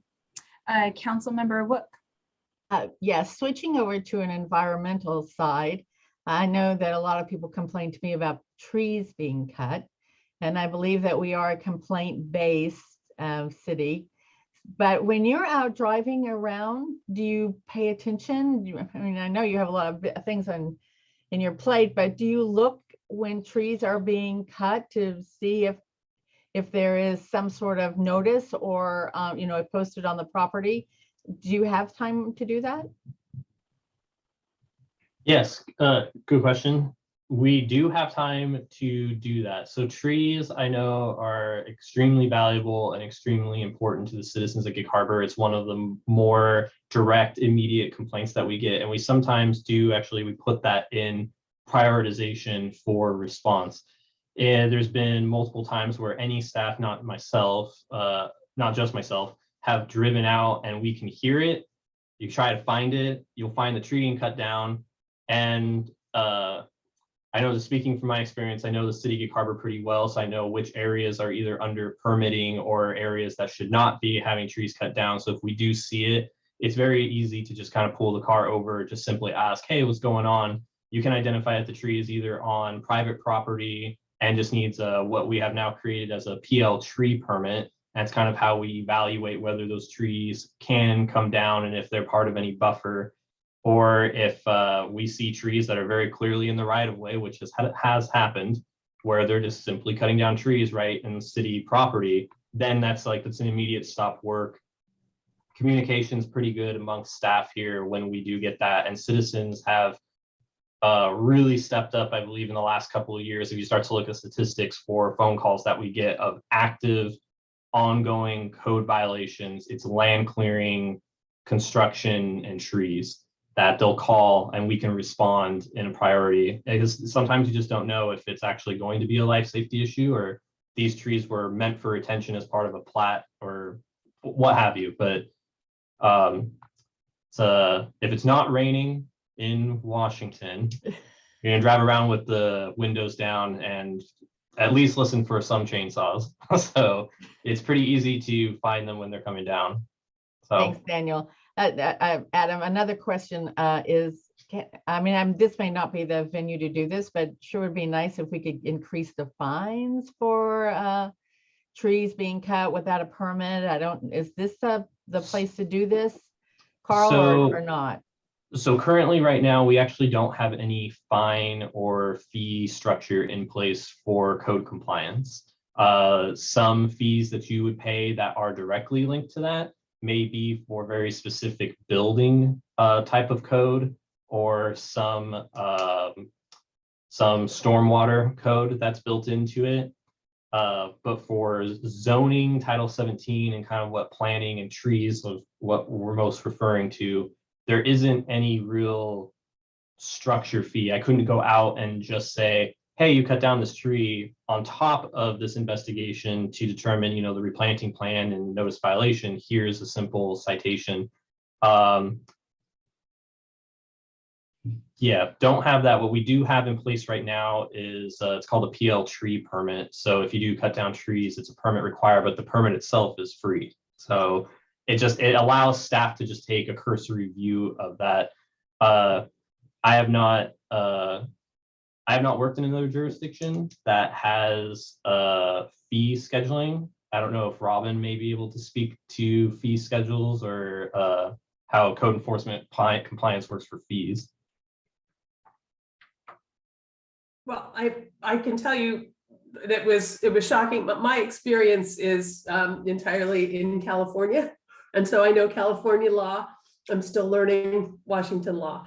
But it was surprising to me in reviewing our many different code enforcement provisions to see how sort of disparate and low the fines that we do have in place are, and that we don't have any provision for capturing code costs, the costs of investigation, the cost of hiring outside consultants. That's pretty routine where I come from, and certainly something that we could do at a minimum. Fines can be difficult sometimes to adjudicate, and they can be knocked down and this or that, but recovering our costs of investigation, to me, seems like a pretty sensible baseline that we could establish for a whole range of different types of violations. So we're not bleeding money every time we send folks out to collect signs or whatnot. And I'd certainly be willing to sit down and work with Daniel and see what and of course come back and talk about that with your council. Robin, thank you. I'm very interested in having that go forward. So thanks. And I would just add to that. It's a good question, Councilmember Wilk. And there was we have done some survey work already around the state, looking at other jurisdictions to see what they do as far as fines and penalties go, specifically to trees. And so we do have some of that research started. It's a few years old now, so we'd probably want to go back and update it, but some of that work has been started. And so I think, yes, in answer to your question, I think this is the proper venue, or, that's direction that certainly staff could take, I think from council to go and do that work. Yeah, I'm seeing a lot of head nods for moving forward with some sort of a fee schedule. So Adam, Robin, Carl, Daniel, maybe you guys can work together on that. And Councilmember Barber. Yes, thank you. And welcome to full-time code enforcement, Adam. Thank you. And I guess I joined the chorus. I'm really looking forward to you guys' recommendation now that Adam is full-time in this department, and seeing how we can both streamline processes and also increase education and increase the fee structure. Because I firmly believe that we can't just put a fee structure in place if nobody knows what the issues are. And so we need to simultaneously put that structure in place and also put in place an easy way for the public to know before they cut down the tree that it's going to cost them money if that they cut it down wrong. One of the things that I was thinking about, which is maybe an easier, quicker fix, and is the other night at our council meeting, we approved some enhancements to the website. And one of those is kind of a quick complaint form, I'll call it, or a quick input form. And I think that that might be a really interesting way for you guys to figure out how we can put that complaint form on the web in a way that is easy and accessible for people to be able to input. It might also triple your workload, Adam, so be careful what we wish for. I also want to say that I think that the political sign issue right now, obviously, is a really, really big one. And I wish that there was an easy fix to it, but I would rather have our code enforcement using their hours to make sure that somebody's not dumping raw sewage into the water than that certain candidates have their signs in the right of way. I hate to say that we have to make those choices, but I think that some of these environmental health and safety choices can be more important right now than the political signs. I wish that there was a way that we could find the campaign or the candidate instead of having to know who the person is who put the sign up. I wish that there was a way that we could do this in a more expeditious way. And I do know that I was putting up signs for a friend of mine who is new to a Gig Harbor race. She didn't know that we had a sign ordinance. So we do need to figure out some sort of way that when somebody signs up for a race that our jurisdiction is part of that race, and this is a Pierce County one, that they automatically, I think it could be an automatic thing, when you sign up, you automatically get a notice about our sign code. Because I know we had to go take down all of our signs and then go put them all back up. So it's all about, no. I think that there are some things that we can do immediately, even before we change the code. But I'm really looking forward to seeing what you guys come up with, and thank you for all your work. Thank you.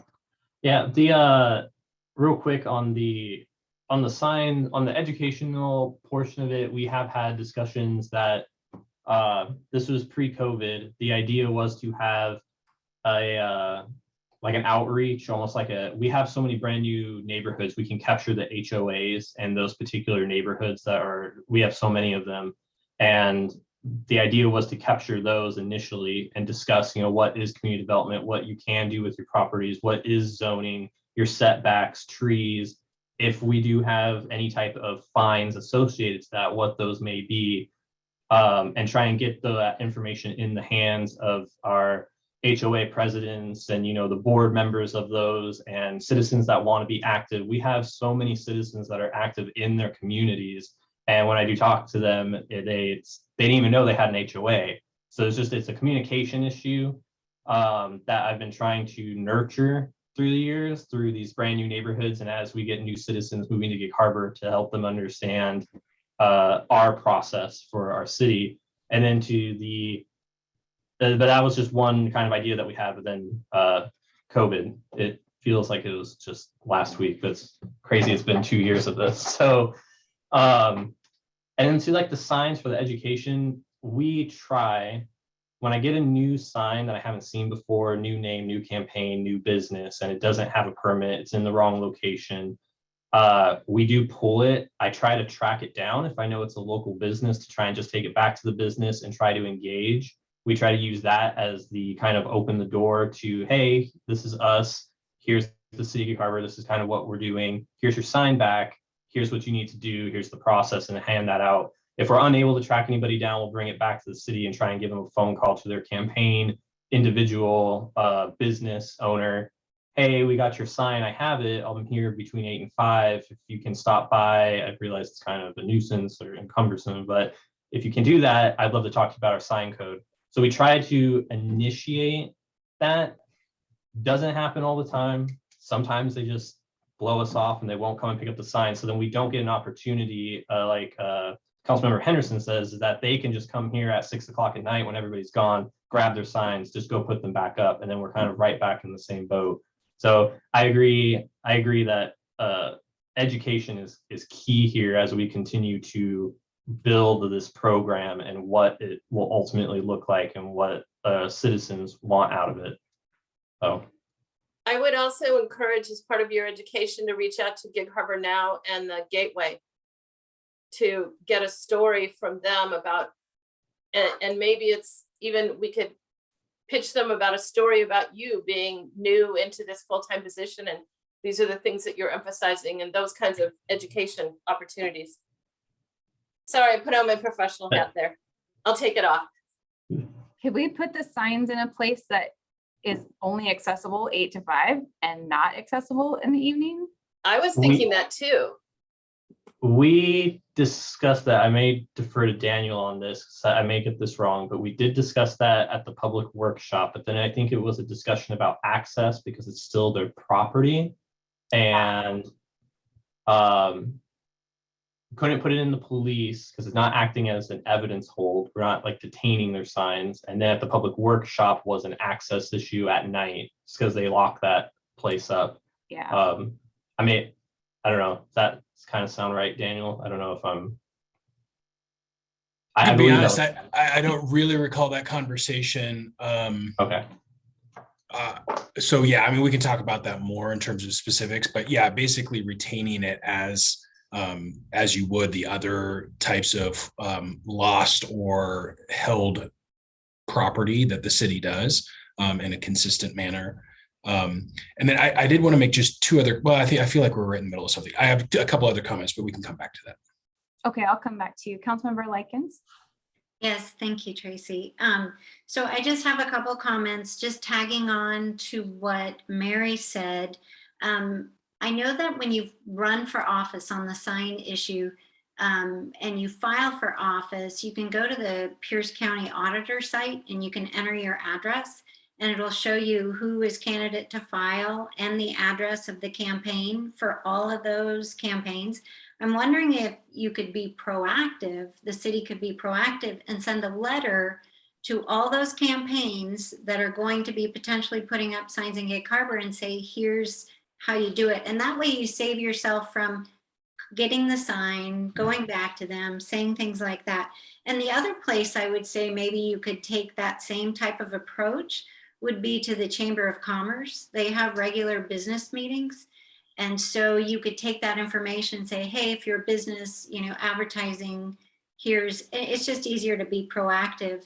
The other question I had, and I bring this up on behalf of Councilmember Densing, who had to leave, she was asking, she sent me a text saying, could I ask if, like when you have a campaign sign and you have to put your campaign address, and campaign addresses have to be public, could we send out a text or an email to that campaign and say, hey, you have these signs up, they're not permitted, and give them 24 to 48 hours to come and correct it.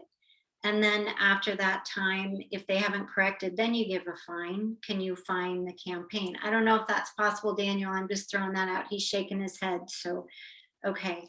And then the other last thing is that some people brought up, there's the important things, not necessarily signs, although we, those of us have run, I know that kind of takes over our lives.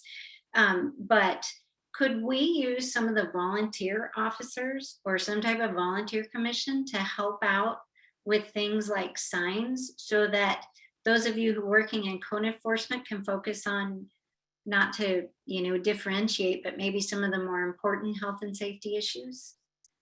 Just a thought. I know there's safety concerns with having volunteers and sign sweeps, but maybe even just going around and taking a, survey. I know my husband did my signs and he knows the sign rules and the sign locations by heart. And we'll be driving and he'll see one that's not right and in the wrong place and he gets really upset. So just throwing that out there. I think we, thank you, Councilmember Likens. I'll start on that, on your last point anyway about volunteers. I think we talked about and discussed maybe trying to utilize volunteers at one point. It's a little while ago now, so it's hard for me to remember where that conversation went. I feel like it might have been something that, this also kind of goes to working with Public Works as well, because there was some discussion about utilizing operations staff to help us out with sign sweeps as well.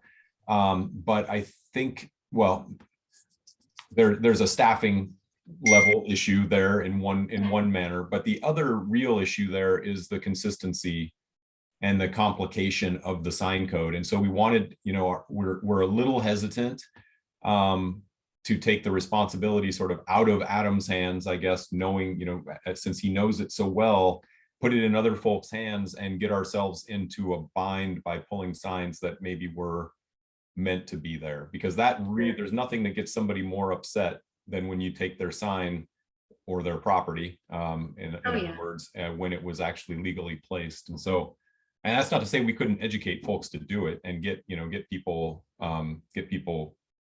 the education they would need to do that work. It's just if you have sort of too many hands in the kitchen, sometimes can create some issues. Sure. I was thinking maybe some of the volunteer police officers, I know they do things for the police department or, and maybe like you said, there could be some training, but I know there's people willing to help.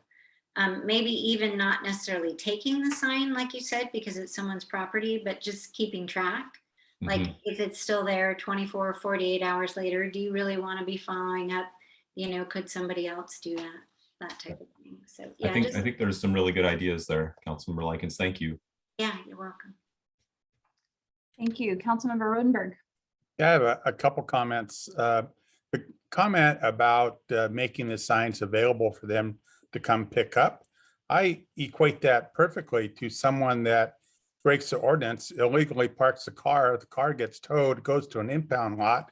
The impound lot is open from 9 to 5, and they have to accommodate the impound lot. It's not up to us, in my opinion, just to make their signs available so they can come back and pick them up. Secondly, to Councilwoman Likens' comment about sending out the letter, I think that could be very cost effective. I think doing that up front could save us time, could save Adam's time when he goes out to get them. I had another comment. Well, I guess I have a couple more. One is certainly the priority issue. I agree that there are things more important. It's more nuisance seeing these signs than it is more important than cutting down the wrong tree. So I think priorities certainly have to be set. And I guess the other item must have not been that important or I would have remembered it. So thank you. Thank you. Councilmember Starset.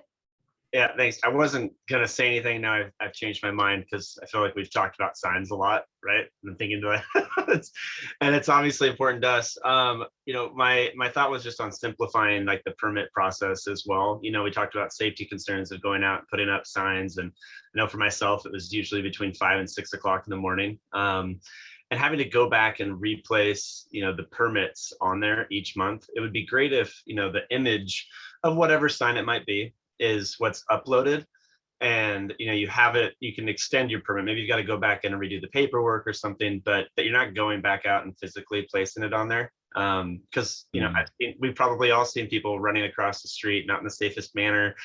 You're in the dark because you don't want to be out there maybe during the day, or you can't do it during the day. But just think there's some other ideas there, and yeah, I'll add that all of Robin's are in the right place. So I know that she's got her signs up now. She's in good shape. Thank you. Mayor, can I speak to one item here really quick? The idea of, and I don't know about retaining the signs, or if there's any case law out there. I think that's something that maybe, that Daniel could maybe look into. And in a former life, I was a code enforcement officer, and I would, I was cruising around all day, especially during the political season, and filling up a car full of political signs. And the code wasn't nearly as complicated at that time. It was just, you couldn't put them in front of city properties, and the rest of the places was basically illegal. And so it was just, I was going around pulling them like weeds. But we would retain those signs. And there was it was just sort of an internal policy, and we had a place in our parking lot to put them, and it wasn't accessible to the public. And we would keep them for a certain period of time, and then I'd start to throw them out, kind of recycle them along the way, in different piles. It was time consuming, but the process worked. Where I'm going with this is that I think when we were talking about this before and retaining and hanging on to signs, one of the big issues we had was we don't know where to put them. We just don't have a really good place here at the city to keep them. They're messy, they take up a lot of space.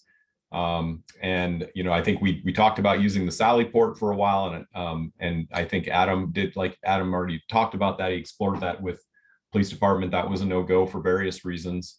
And one of those reasons, I'm sure, was that they didn't want to clutter up their Sally Port with, these messy signs. They're dirty and messy and take up a lot of space. So I think that's one big issue, is we just here at the Civic Center just don't have a really good spot for them. And so we would have to explore some place to keep them. But I do, and we have talked about, and I do like the idea that if there is a way for us to not put them behind the dumpster or make them publicly accessible at night, I think it's a very good idea if we can find a place to kind of lock them down and make people come in and speak with us in order to get their signs back.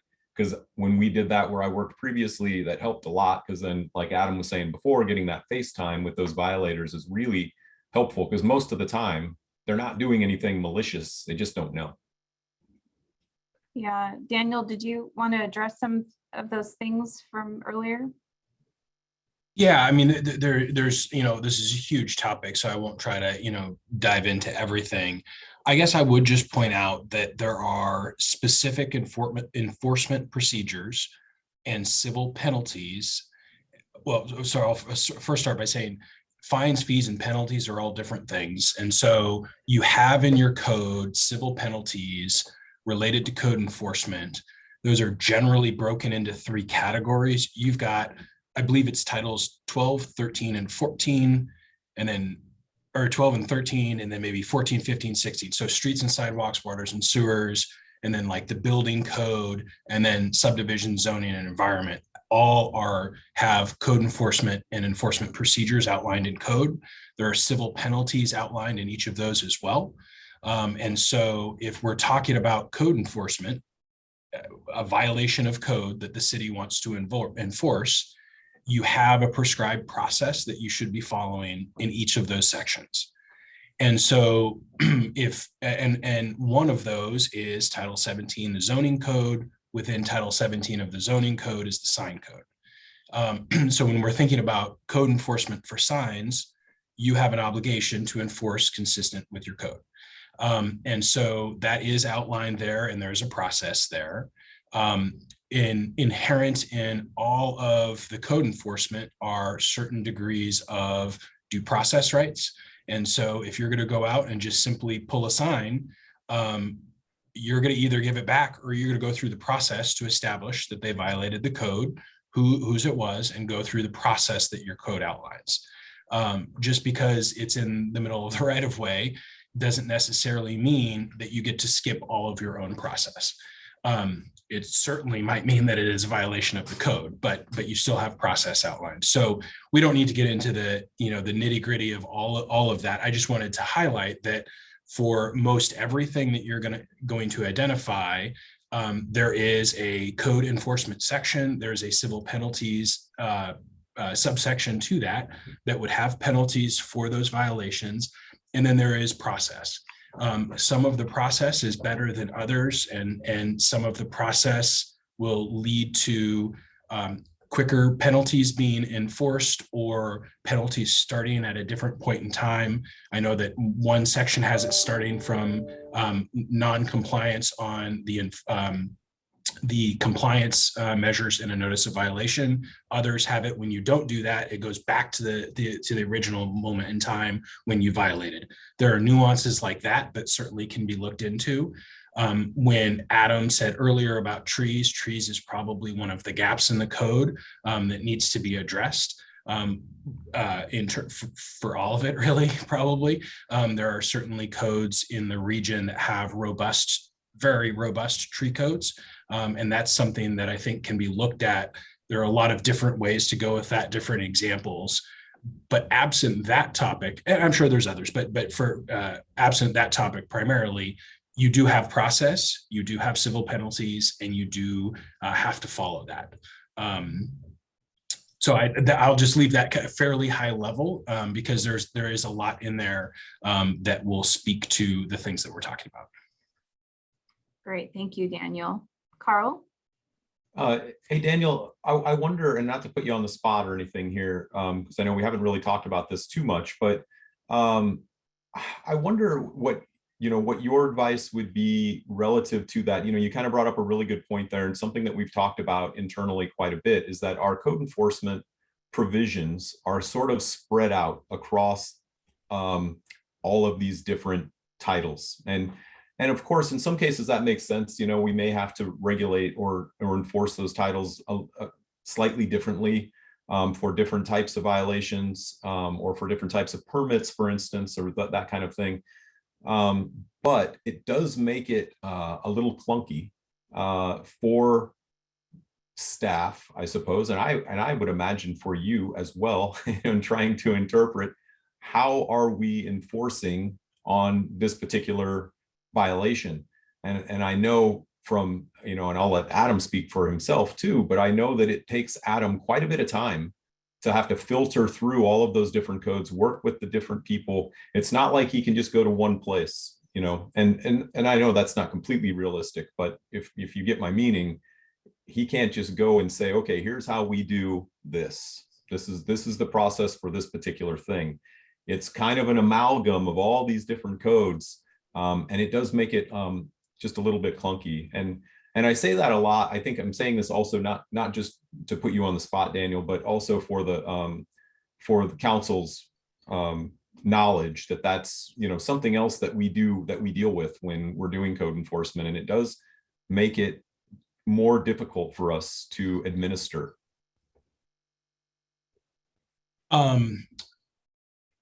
So I mean, I don't disagree with you. I'm not entirely sure I would agree that it needs to be changed. However, it definitely, I mean, I've worked with Adam on numerous occasions and, have asked those questions. And I know he asked those questions as he's going through is, what is the violation? What chapter does it stem from? The code violation.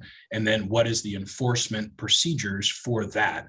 And oftentimes you'll have a building code violation and a zoning code violation, for example. And so we are flowing from two different chapters for violations into two different enforcement sections. And I suppose I would have to think in more detail whether or not those could be in one section.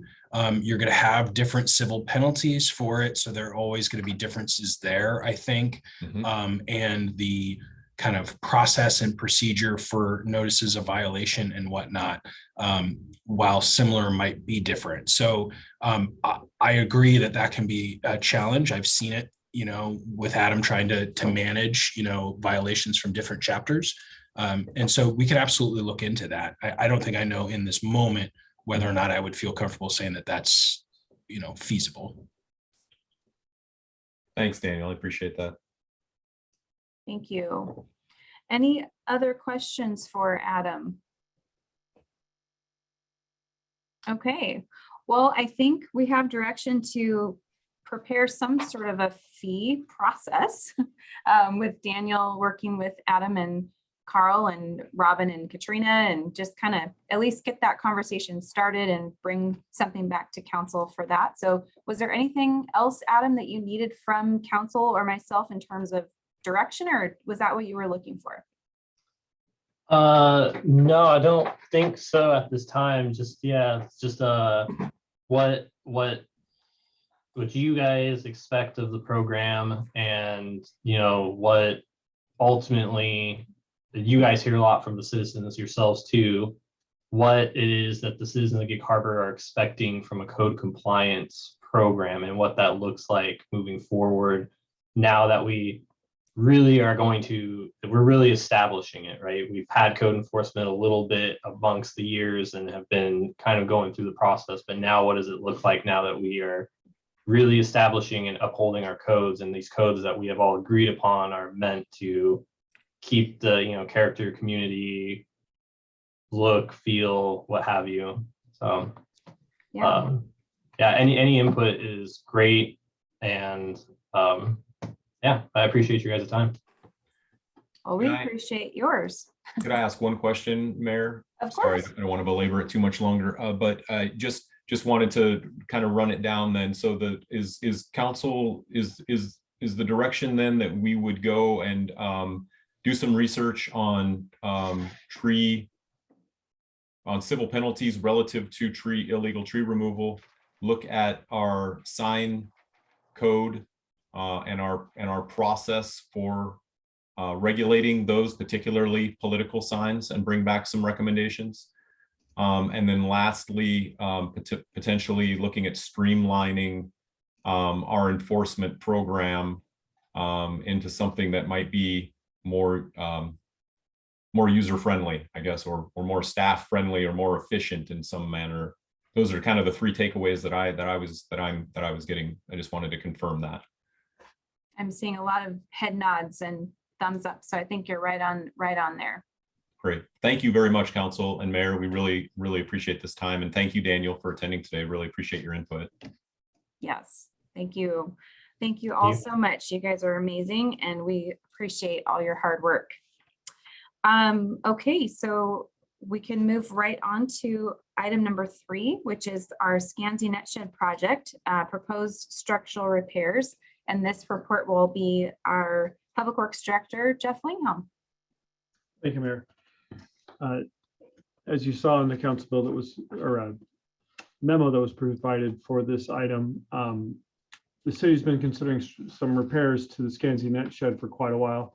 Right after we acquired the net shed, we did re-roof it and repaint it.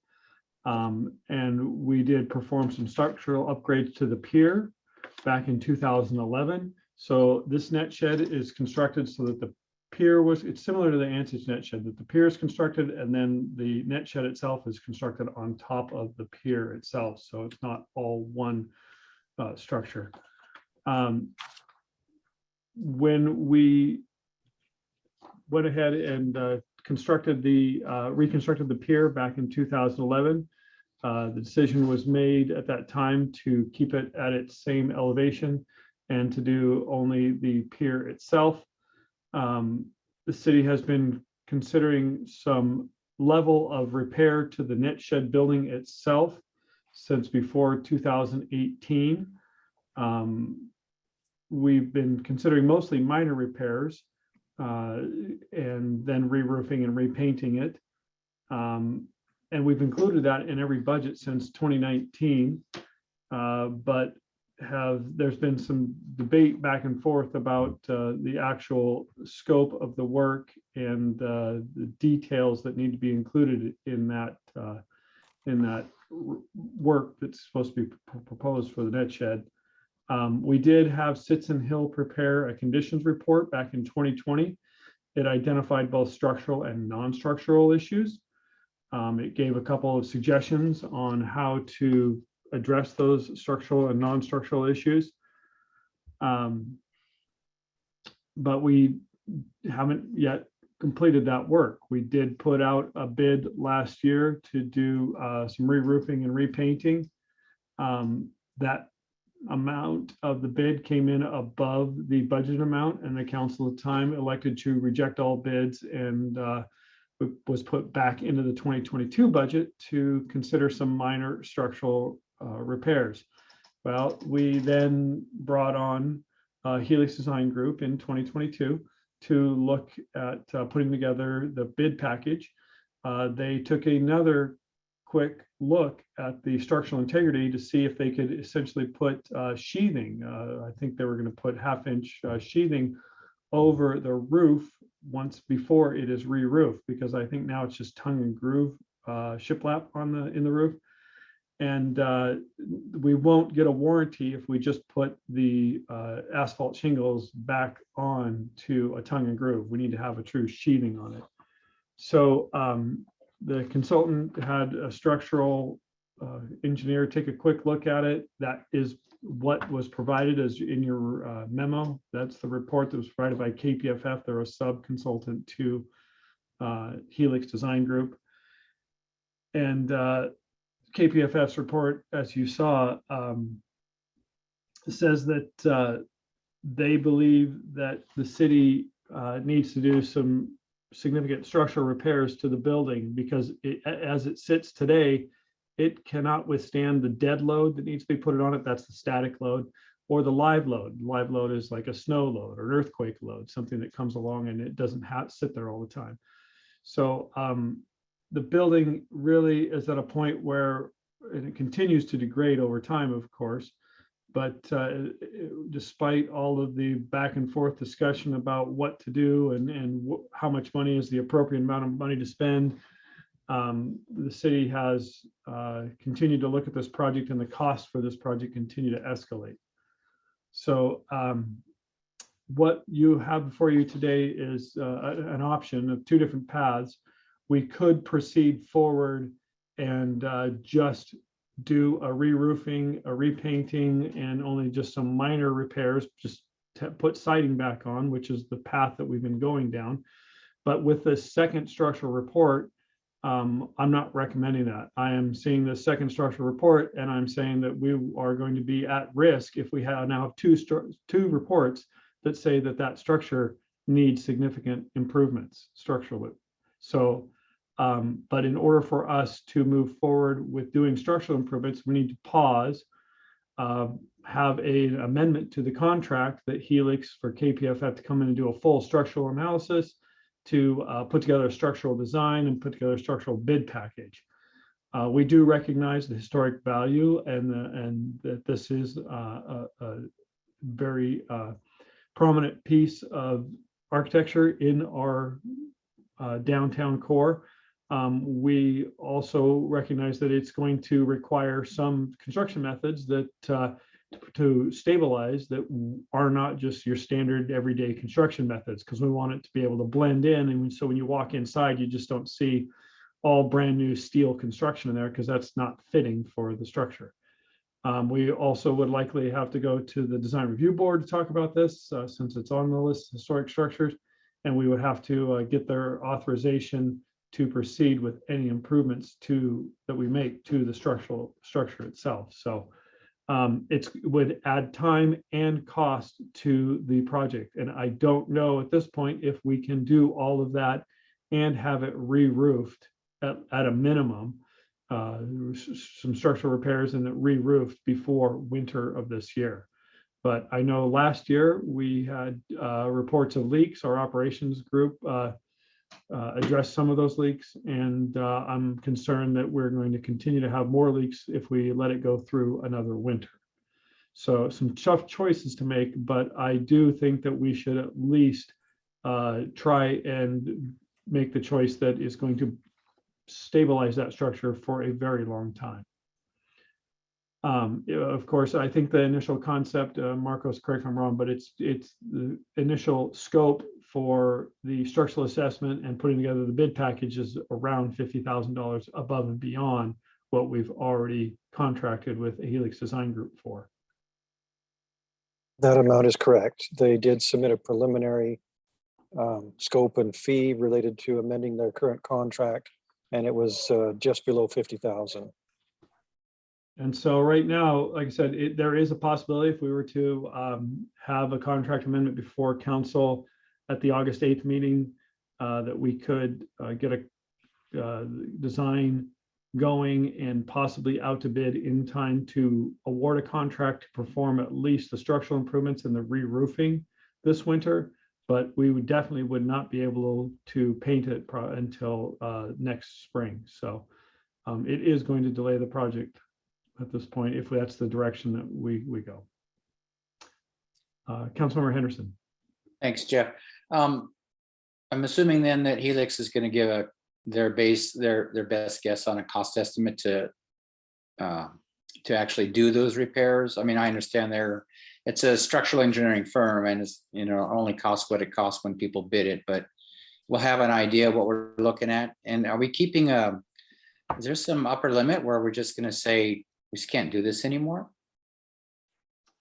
It depends on who you talk to about what that upper limit is. It depends. But as far as a cost estimate, yes, Helix's scope is to include a cost estimate. Marcos, correct if I'm wrong, but it's my understanding that Helix started to perform the cost estimate. But then when this issue came up, we said, pause, don't continue with that. We need to see if we're going to do structural repairs. If so, then we need to have a totally different cost estimate completed. Okay. All right. Councilmember Barber. Yes, to me, the Scansy Net Shed is, as you mentioned, a really critical part of the waterfront community. It's one of the most iconic structures in downtown Gig Harbor, and I would hate to see something happen to it. So my preference would be that we move forward with the estimate and that we kind of see where we are and go forward from there.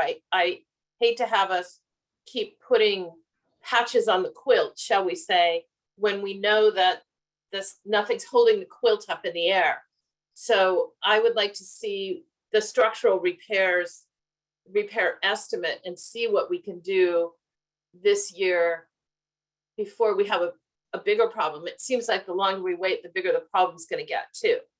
So I'm in favor of the revised estimate at the August meeting. Okay, and that's more than just an estimate. That's an actual contract amendment for the work. Right. Yeah. I'm Okay. in favor of that. Okay. That thing you said. Yes, that one. Okay, thank you. Councilmember Wu. Yes, so I agree. This is an important, vital building, I think, downtown, part of history of Gig Harbor, and I certainly support that contract.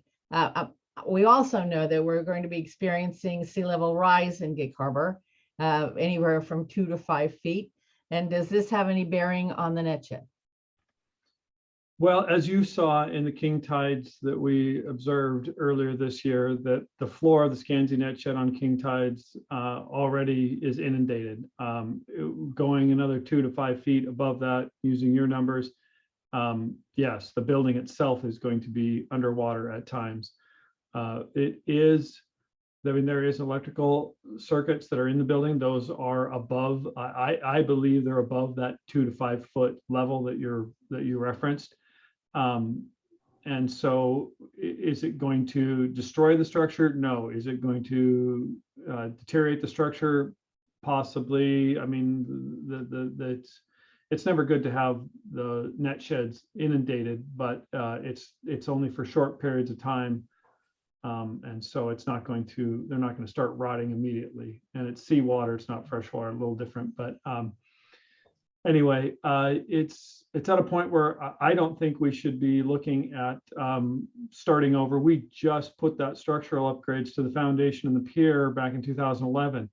At some point, we are going to be having to replace the pier again, but that might be 50 years out. And so I would say address any sea level rise issues at that time. But we can, as part of the structural upgrades, make sure that it will account for if and when the sea level comes or the high tides come into the building itself. Okay. Thank you. Councilmember Rodenberg. Yes, Jeff, I'm curious, a couple of things. What did you say the downfall is if we just took off that roof and re-roofed on top of the tongue and groove? And I realized that we wouldn't get a warranty, but how long has that current roof been on there without leaking? And I just, I hate to spend all that, certainly a jewel in the downtown area, but it should be a less expensive way to save that building, in my opinion. Well, yeah, so the current roof was put on, I believe, in 2004. Marcos, do you have a better date than that? I think it was 2004. You are correct on that date. That's when the existing roof was put on it and a new coat of paint was placed on it.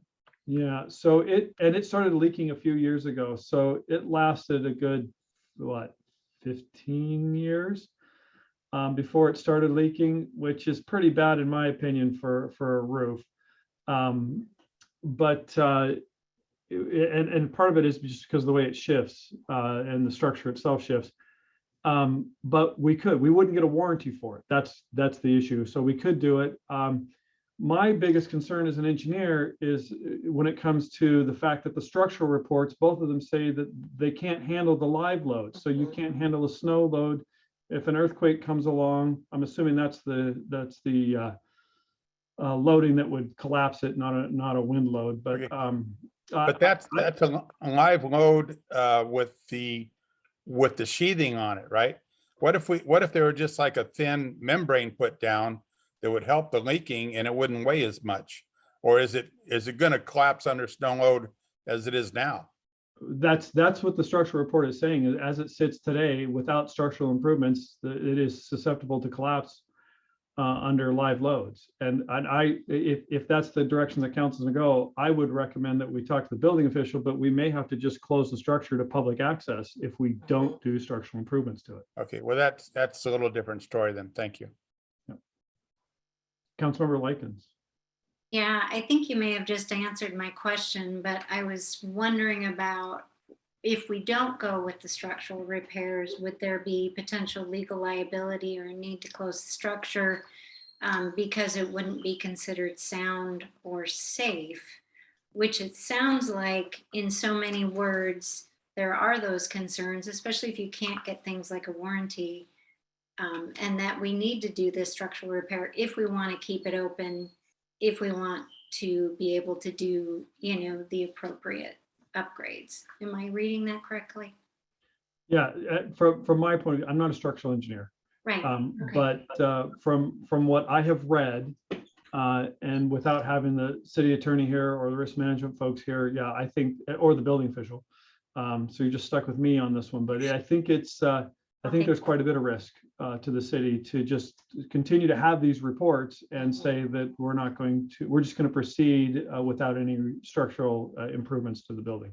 Okay, great. Yeah, you answered my questions, and I'll take just you. You're better than me. So thank you. So then it seems like there would be majority support to bring this to the August 8th meeting for structural repair or adding these structural improvements to the contract. So I'm seeing a lot of head nods. So is that what you're looking for, Jeff? That is. So Marcos is the one that's going to be working with the consultant on that. And I think he's received that direction, and we'll try and get that for the August 8th meeting.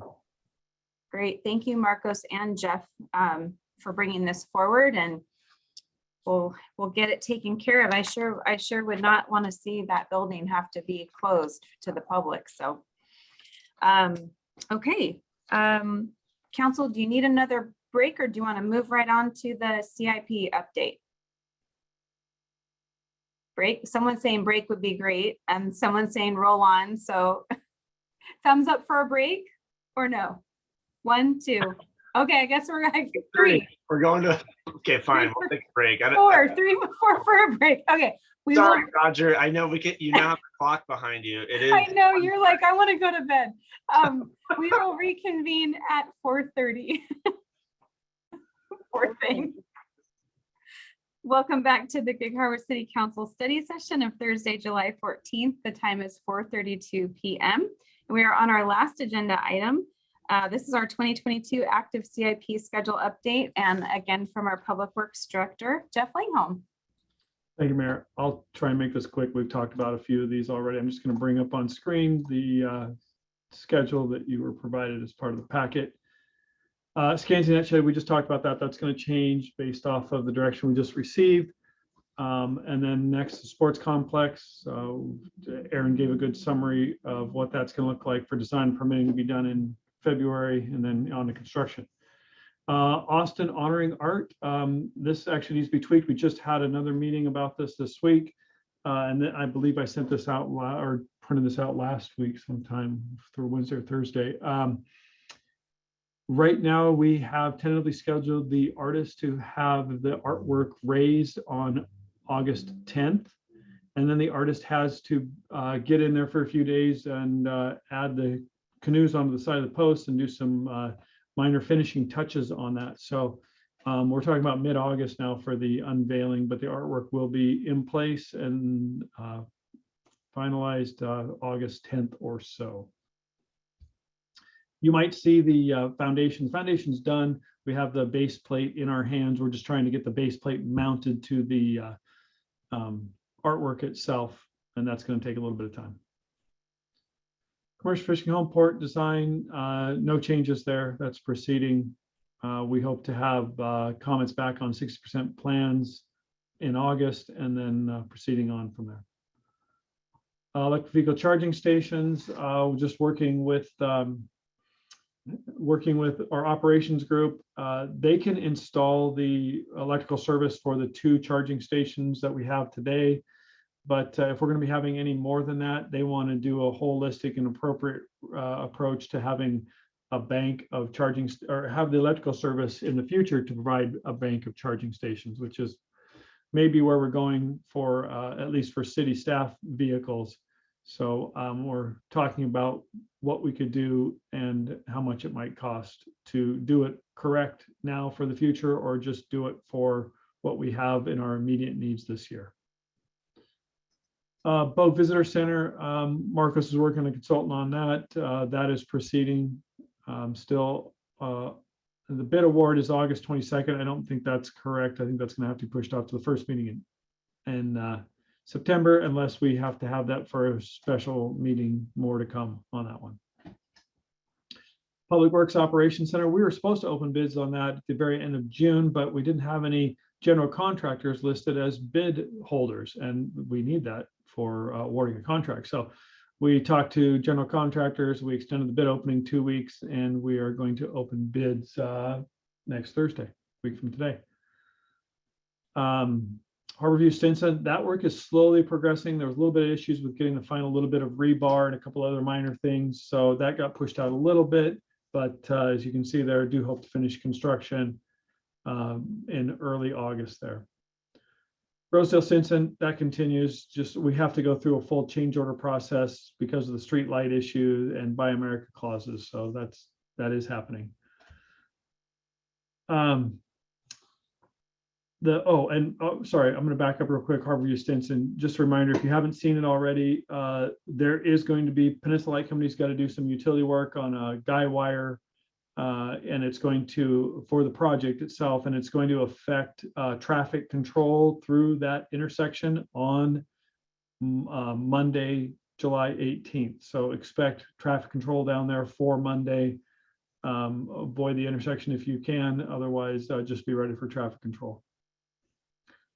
Also happening on Monday, annual pavement maintenance and repair. Contractor gave us their schedule. They are kicking off their work on Monday, the 18th.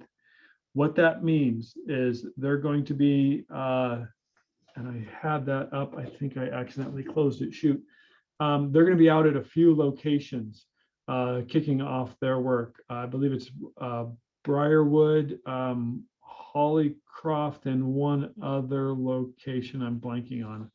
I might have to get that real quick or send you an email, but we are working with Laura. Laura did put out a Facebook post already, I believe. So that's getting noticed right now, but that's going to start next week. And they should be done as it showed here.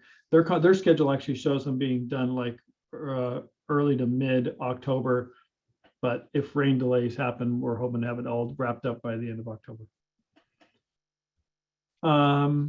Yeah, no changes to the mid-block crossing. That's proceeding, including the Pacific Avenue crossing happening sooner than what you see here. Burnham Drive Phase 1A, that is proceeding also. I'm going to be very curious to see what we're going to have when we submit the mitigation plan to the Army Corps and the federal agencies soon. It's very well could be that it's going to push this out depending on the timeline it's going to take them to respond to the mitigation plan. Councilmember Storsett. Yes, thank you, Jeff. So I was just looking up, some of our different projects. I know we go over these in study sessions and city council meetings, we get all the information then, but when I look at the projects, under public works, there's the active projects, or planning projects, then active public work projects. Not all of them give more of the detail, it seems. I was just kind of curious. So say on our active public works projects, actually it's there's 3 different tabs, but they all say the same thing on there. But some give detail of the project, like visuals and all that. Others are just more of a project description and timeline.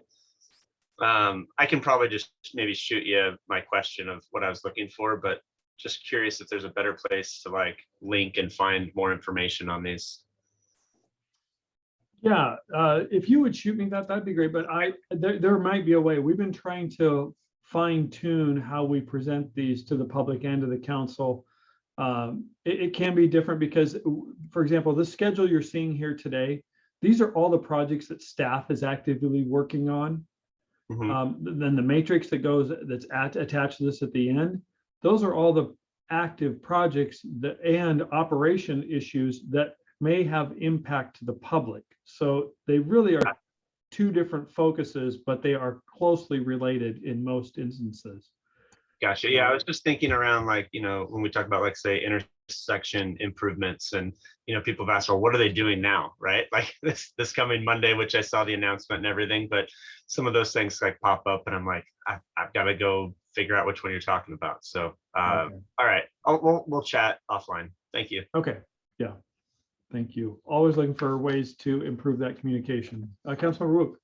Did we used to have a map that people could click on and you could find out what project is being worked on?